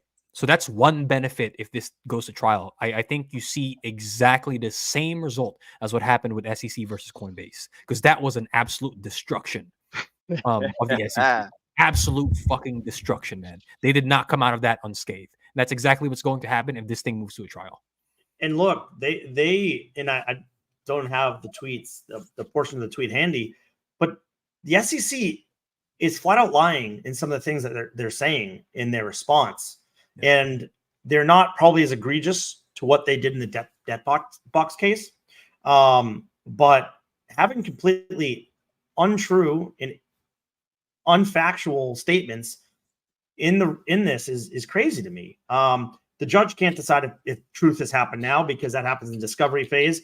Now, I was told by people in the know, I've read a lot from people in the know, like Nuclear Herbs and others. Shout out to Nuclear Herbs. If you didn't catch him, he was on Corey Costa's show, Corey Costa, I believe, earlier today. I've not had a chance to watch it yet, but I will be watching that tomorrow.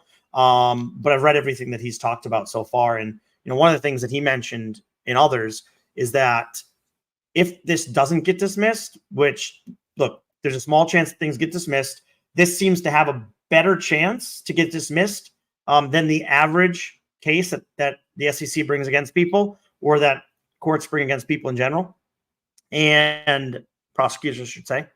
But it doesn't mean that it'll go to like a jury trial, right? It could just go to discovery, and then the judge sees the actual facts and like, what are we doing here?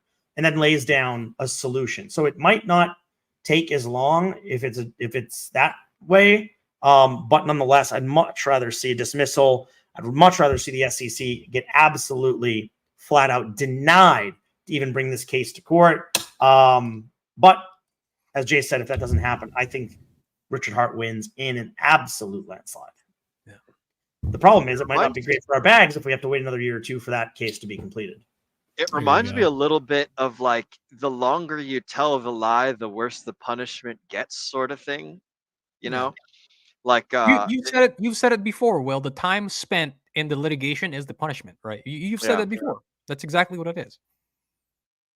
Oh man, I hope I got some cool stuff to pull up to if we're finished on this thread. Mrs. Producer, if you don't mind, go ahead. I have a share screen here. All right, so guys, this is one of the posts from Nuclear Herbs. Big shout out again to our favorite Jag, Nuclear Herbs. Going through everything again today and still thinking about what was filed by both sides, and thinking about what was filed by both sides. But this stuck out to me, so I thought I'd share it. First, the SEC complaint alleges alter ego liability. This is what we were talking about earlier. Second, the SEC response completely abandons that theory. If you're a judge looking at this objectively and you now know that the SEC put something so completely retarded in its complaint that it didn't even try to defend it after being called out on it, how much deference do you give the SEC on its other factual allegations? Yeah, Judge, we know we completely made this part up without any legal justification whatsoever, but the rest of the stuff in the complaint is totally accurate and valid. I pinky swear. And then we have a response from Zenith over here. Do we know who the judge presiding over the case is, Z? Yes, we do. I don't remember it at the time, but interesting point is that the judge residing over this case is actually the judge that resided over one of the cases that's actually referenced in the document.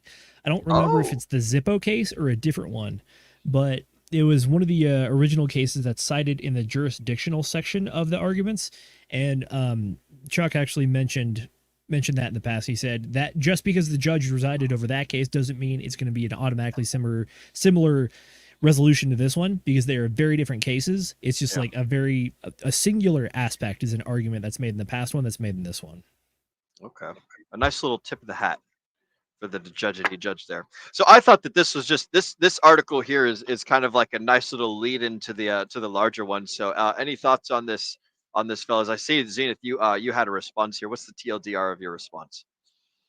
TLDR is that the loss of the alter ego claim, which is they claim that Pulse Chain, Hex, and PulseX software is just an alter ego of Richard Hart and should be argued as like one entity.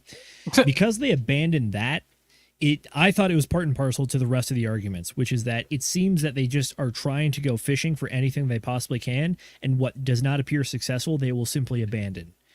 And to Chuck's point above, which is that, this one part we've just ignored of the original complaint, but the rest of it's still good, I swear. It's no, you are not making consistent arguments, and they're not being consistent all the way through. And we're not even at some sort of adjudication, a trial, anything. So if you're already abandoning your own claims now, what leads me to believe that the rest of the arguments in here aren't going to be abandoned when they become inconvenient either? Yep.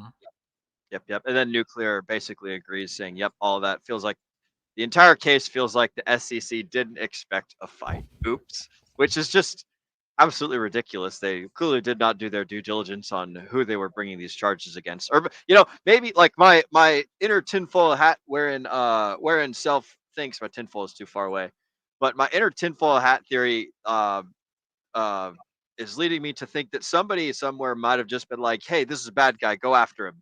And so they're like, oh, okay, we'll just go after this guy. Perhaps didn't do their research and try a little bit harder to find something that's like, you know, legitimate or whatever. But like, it just, the whole thing just seems pretty sloppy.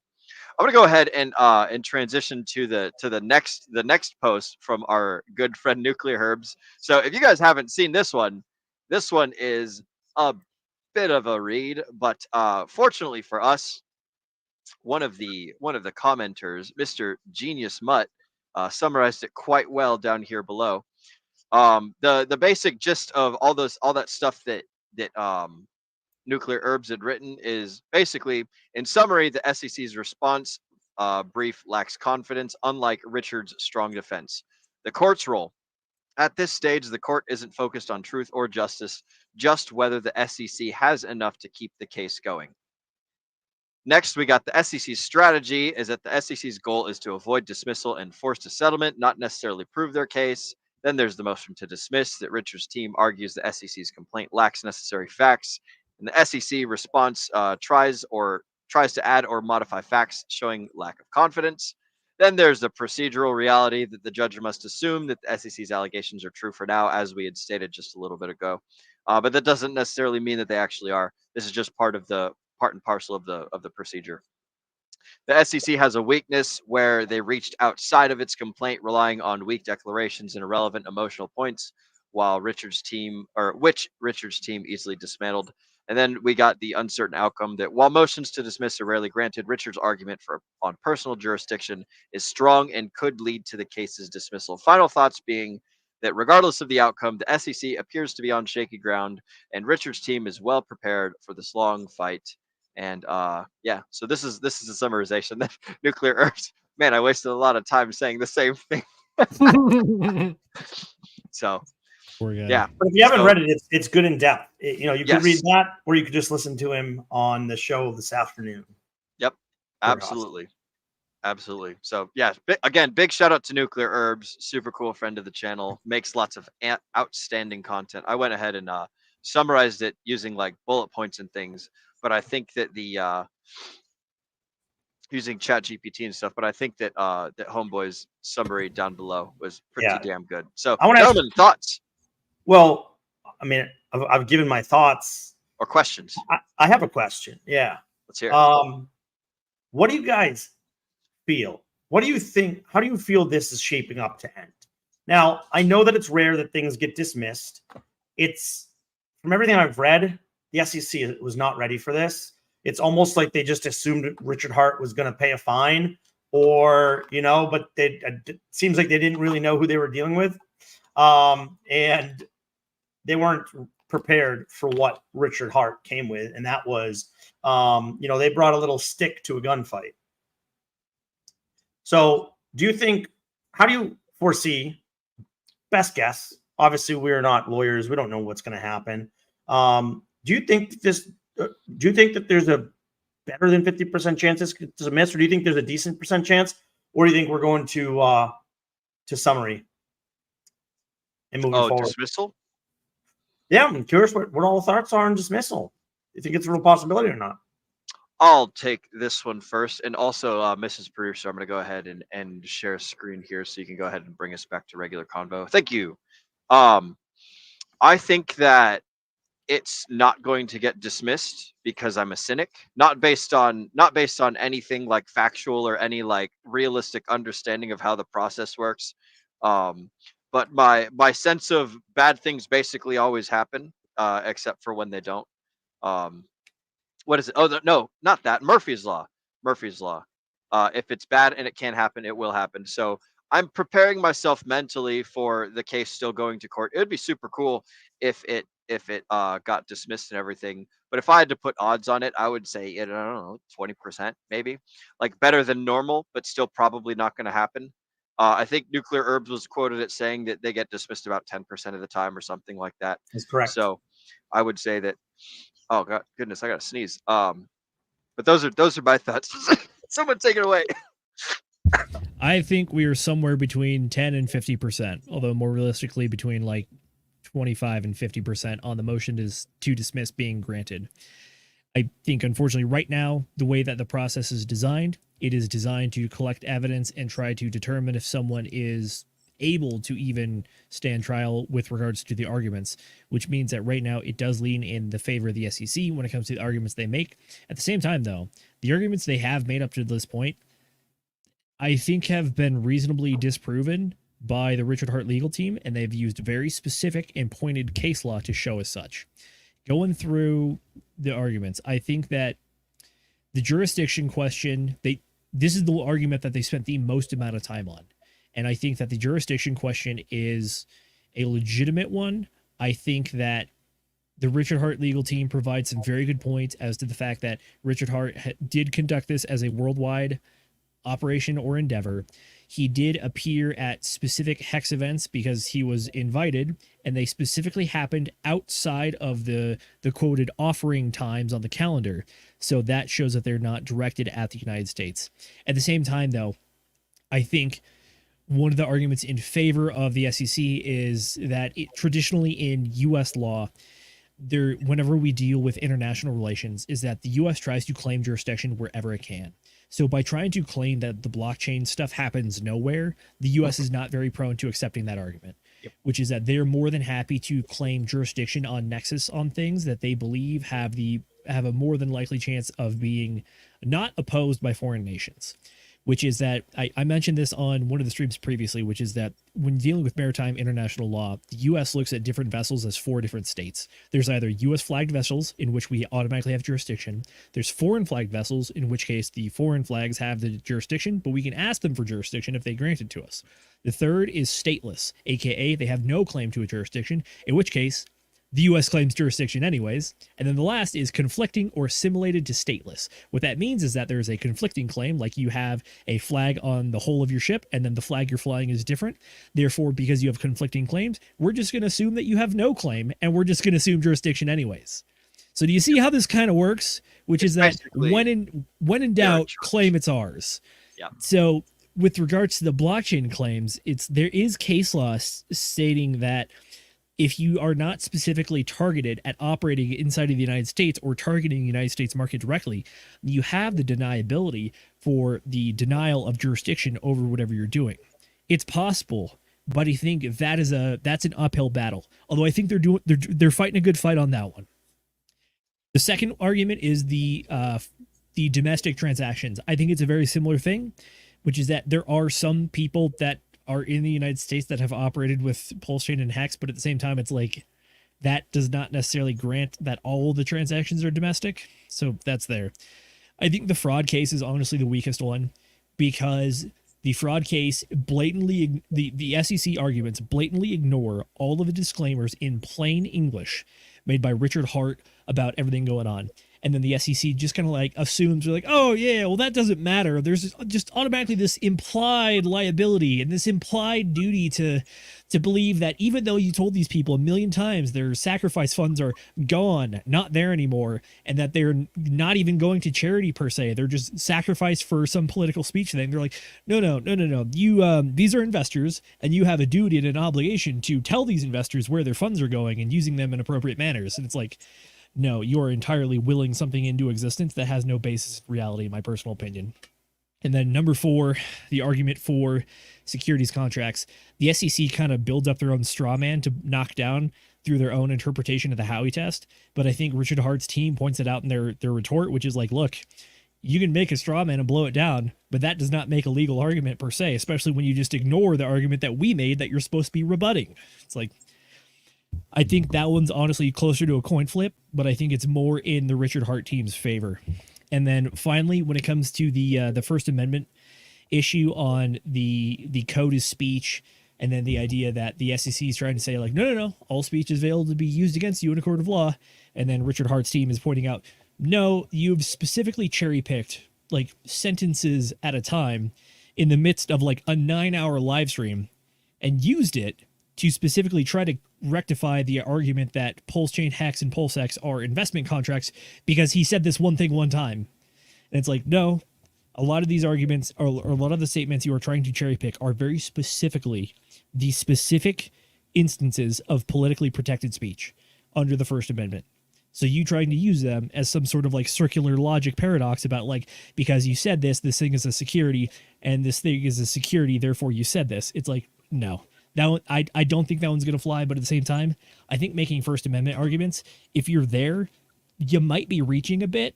So at the same time, I'm not going to, if there was one of the arguments that I think the court is just going to try to ignore if possible, it's going to be that one. They're just going to be like, oh, look at all these other shiny objects. We really got to talk about those first. We might get to this one later, but there you go. There's Uncle Z's breakdown.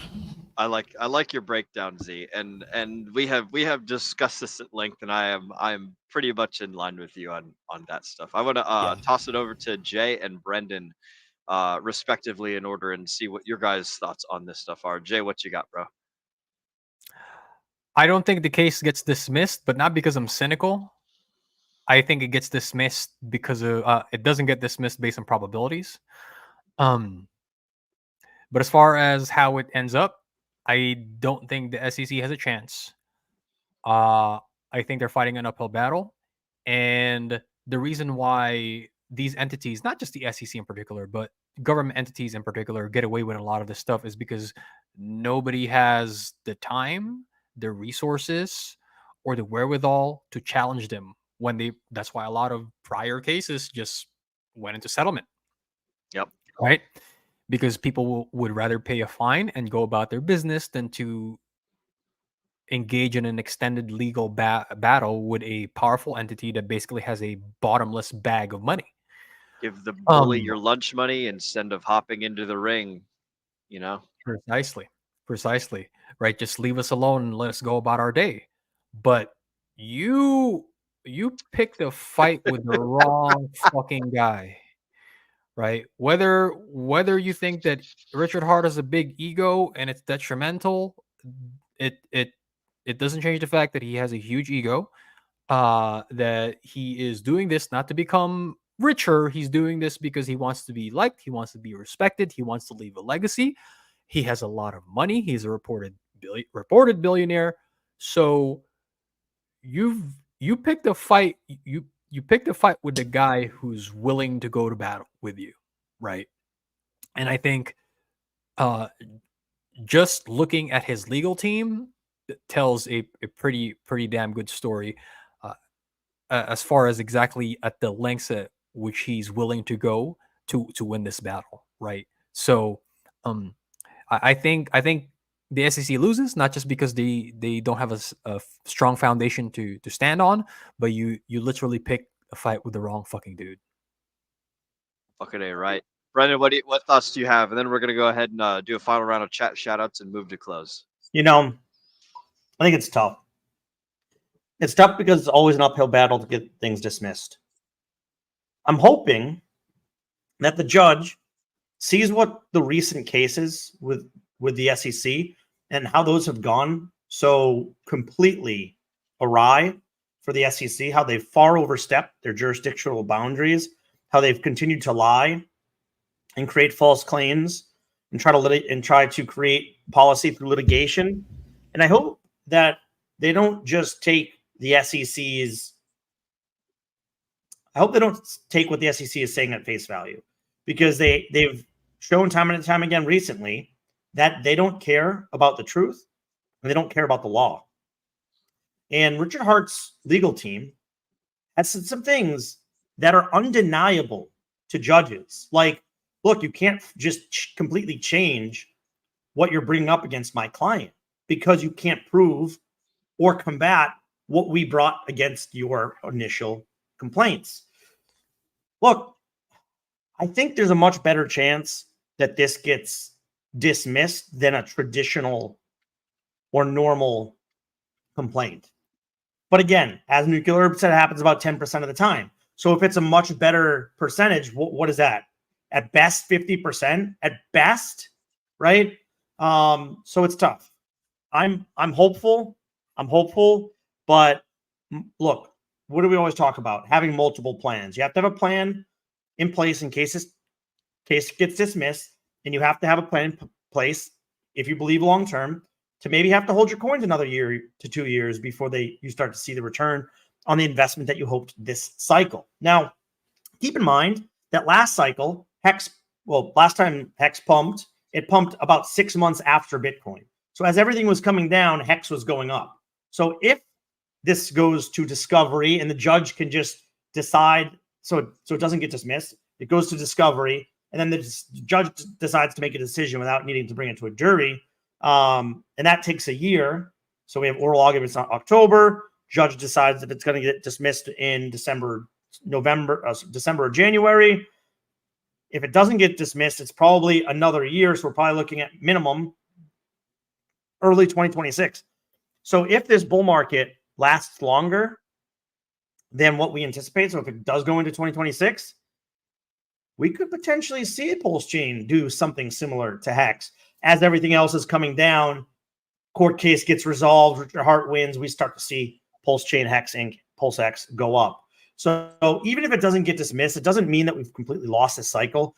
And even in the XRP and Ripple case, even though it took 2 years plus to get resolved, there were a lot of times within that 2 years that Ripple pumped. Okay, so it wasn't like it just sat there stagnant. And we've already seen Richard buy and sell coins. Well, we don't know if it's Richard. We've seen the OA wallet buy and sell coins, Zach wallet, while Richard Hart is in litigation with the SEC. So if he goes to 8,000 and he wants, whoever's running that wallet wants to rotate those funds into Pulse Chain, it doesn't matter if the case is resolved or not, because that's going to pump the heck out of the ecosystem. So my point is, we don't know what's going to happen. All we can do is hope, and all we can do is make sure that we have multiple plans no matter which way this case goes.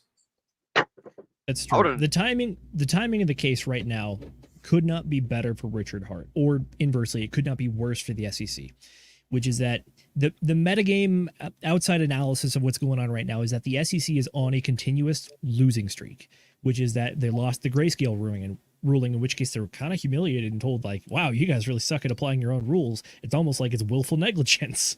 And then after that, we had the XRP ruling. Then we had the debt box case that was massively detrimental. Additionally, on top of that, we had XRP win in the civil court. But the other telling thing for me is that they even are dropping investigations into possible cases to bring, like this one, which is that they dropped the investigation into whether or not Ethereum is a security. That happened earlier this year. Remember that. So it's not just court losses, but they're actually starting to have different policy perspectives and actually taking different strategic routes, which is that they were pursuing investigations that they were probably hoping to turn into some sort of litigation, but they've actually been backtracking on that. So it's not just losses in court, but it's actually them taking actions that are plainly visible to the American public and the world, showing that they're actually starting to back off what they've been doing previously. So not only do they have a terrible win percentage, but they're also starting to cower on some of their own arguments they've been making in the past. And that leads me to believe that the Richard Hart case, this is about as good of a time as it can come. Unless there's some other magic case that's just going to be a big L for the SEC. This is the next one in line. This is the next domino in line. I want to add one more thing. Let's not forget that they still have oral arguments. Richard Hart's lawyers are going to absolutely decimate the SEC in oral arguments in October. So I hope that the people of Pulse Chain and the people of Hex show up to support Richard Hart. Because when I sacrificed, it said in very big, bold letters, you get nothing. And you'll like it. So I know what I signed up for. I know that it was risky what I did. I know that I believe in the platform still. I know that I believe in Richard Hart still. But I really like to see a lot of people show up and support him. If we have hundreds of people in the courtroom saying we stand behind this man, we invested, we sacrificed, and we knew what we were getting ourselves into, and then his lawyers continue to just humiliate the SEC, that's only going to give more credence to the possibility of this case getting dismissed, in my opinion. Excellent. The only other final point I have is that when it comes to the actual oral arguments, Richard Hart's legal team they are some of the most well-versed, well-practiced, and most successful lawyers, especially when it comes to trial lawyers and people that are actually making arguments in front of a judge. The SEC, largely up until Gary Gensler's leadership, has been regulators, not litigators or prosecutors. Granted, they do some prosecution, but at the same time, it kind of feels like varsity versus JV, which is that you have people that are kind of just coming into the spotlight when it comes to the prosecution case, coming up against some like the literal award-winning best litigators in the entire industry. That is who Richard Hart hired. That is who the SEC is going to have to face in court. Granted, they do have some things going for them, just as the nature of the part of the procedure that they're in right now, which is that they are slightly favored in having their arguments taken at face value and granted. But at the same time, you could not bring a better team to fight the SEC. This is not an underdog story.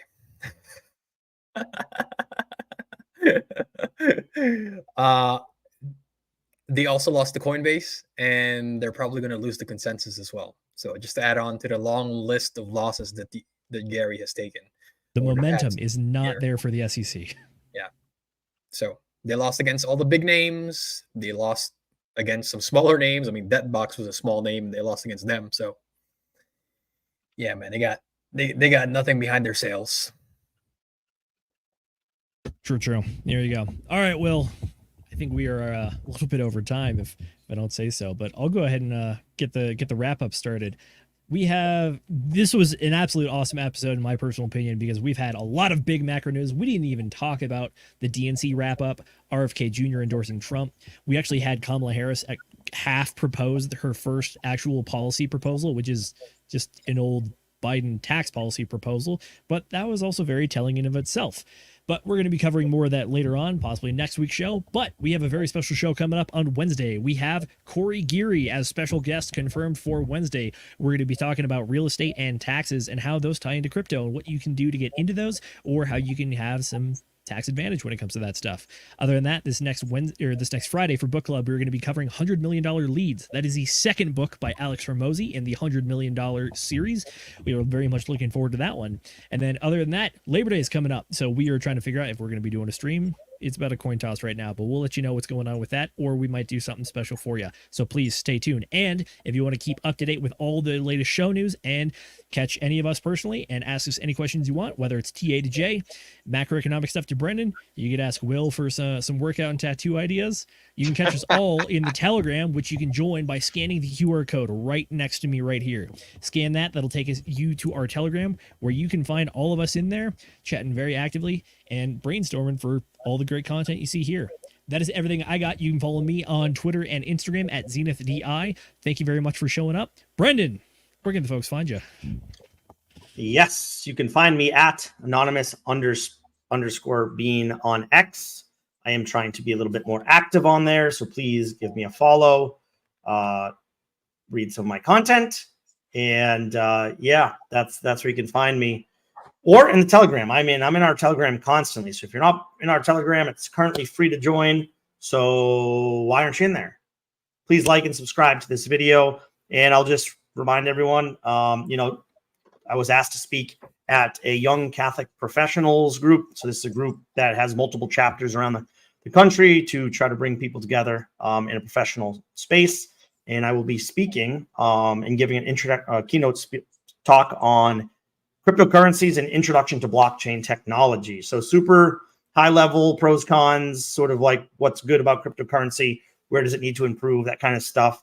I'm excited that people continue to ask me to talk on the topic. It's the first time that I'm going to talk, I think, on this high level, just literally intro to people that most of them have probably never experienced or heard of blockchain or cryptocurrency. I'm sure they've heard of Bitcoin and Ethereum. But outside of that, most of these people probably have never heard of it. So it'll be a good way to get people interested. And, it might be something that I try to do a little bit more, try to get more people involved, giving some more of this sort of high level, not so deep into the weeds talks about the benefits of cryptocurrency.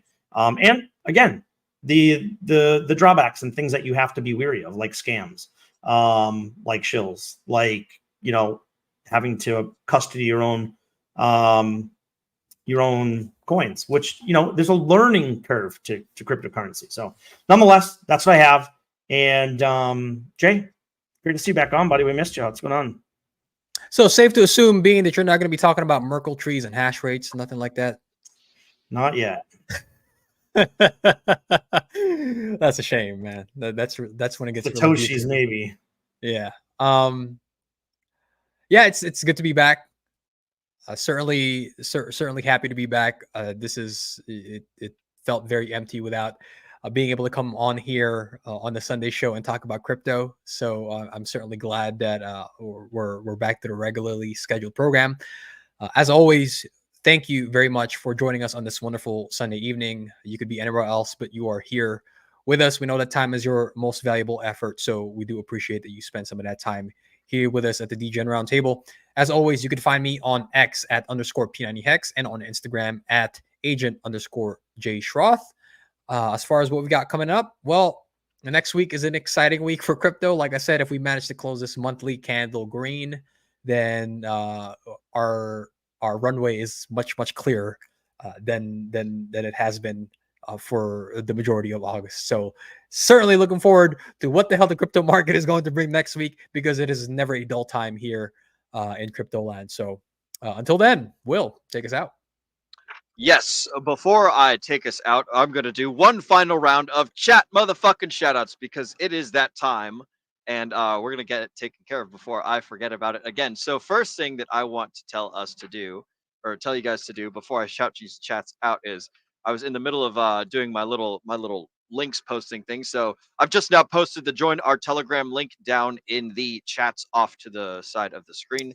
So you guys can find all of our socials at all of these places and join our Telegram at that following link.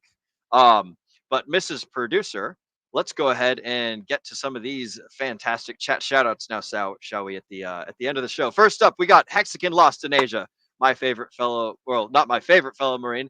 Every one of the Marines are my favorite fellow Marines. But for the people who are not in STEM, they're going to get smoked in the next 5 to 10 years. So if Science, you're trying to... technology, engineering, and mathematics.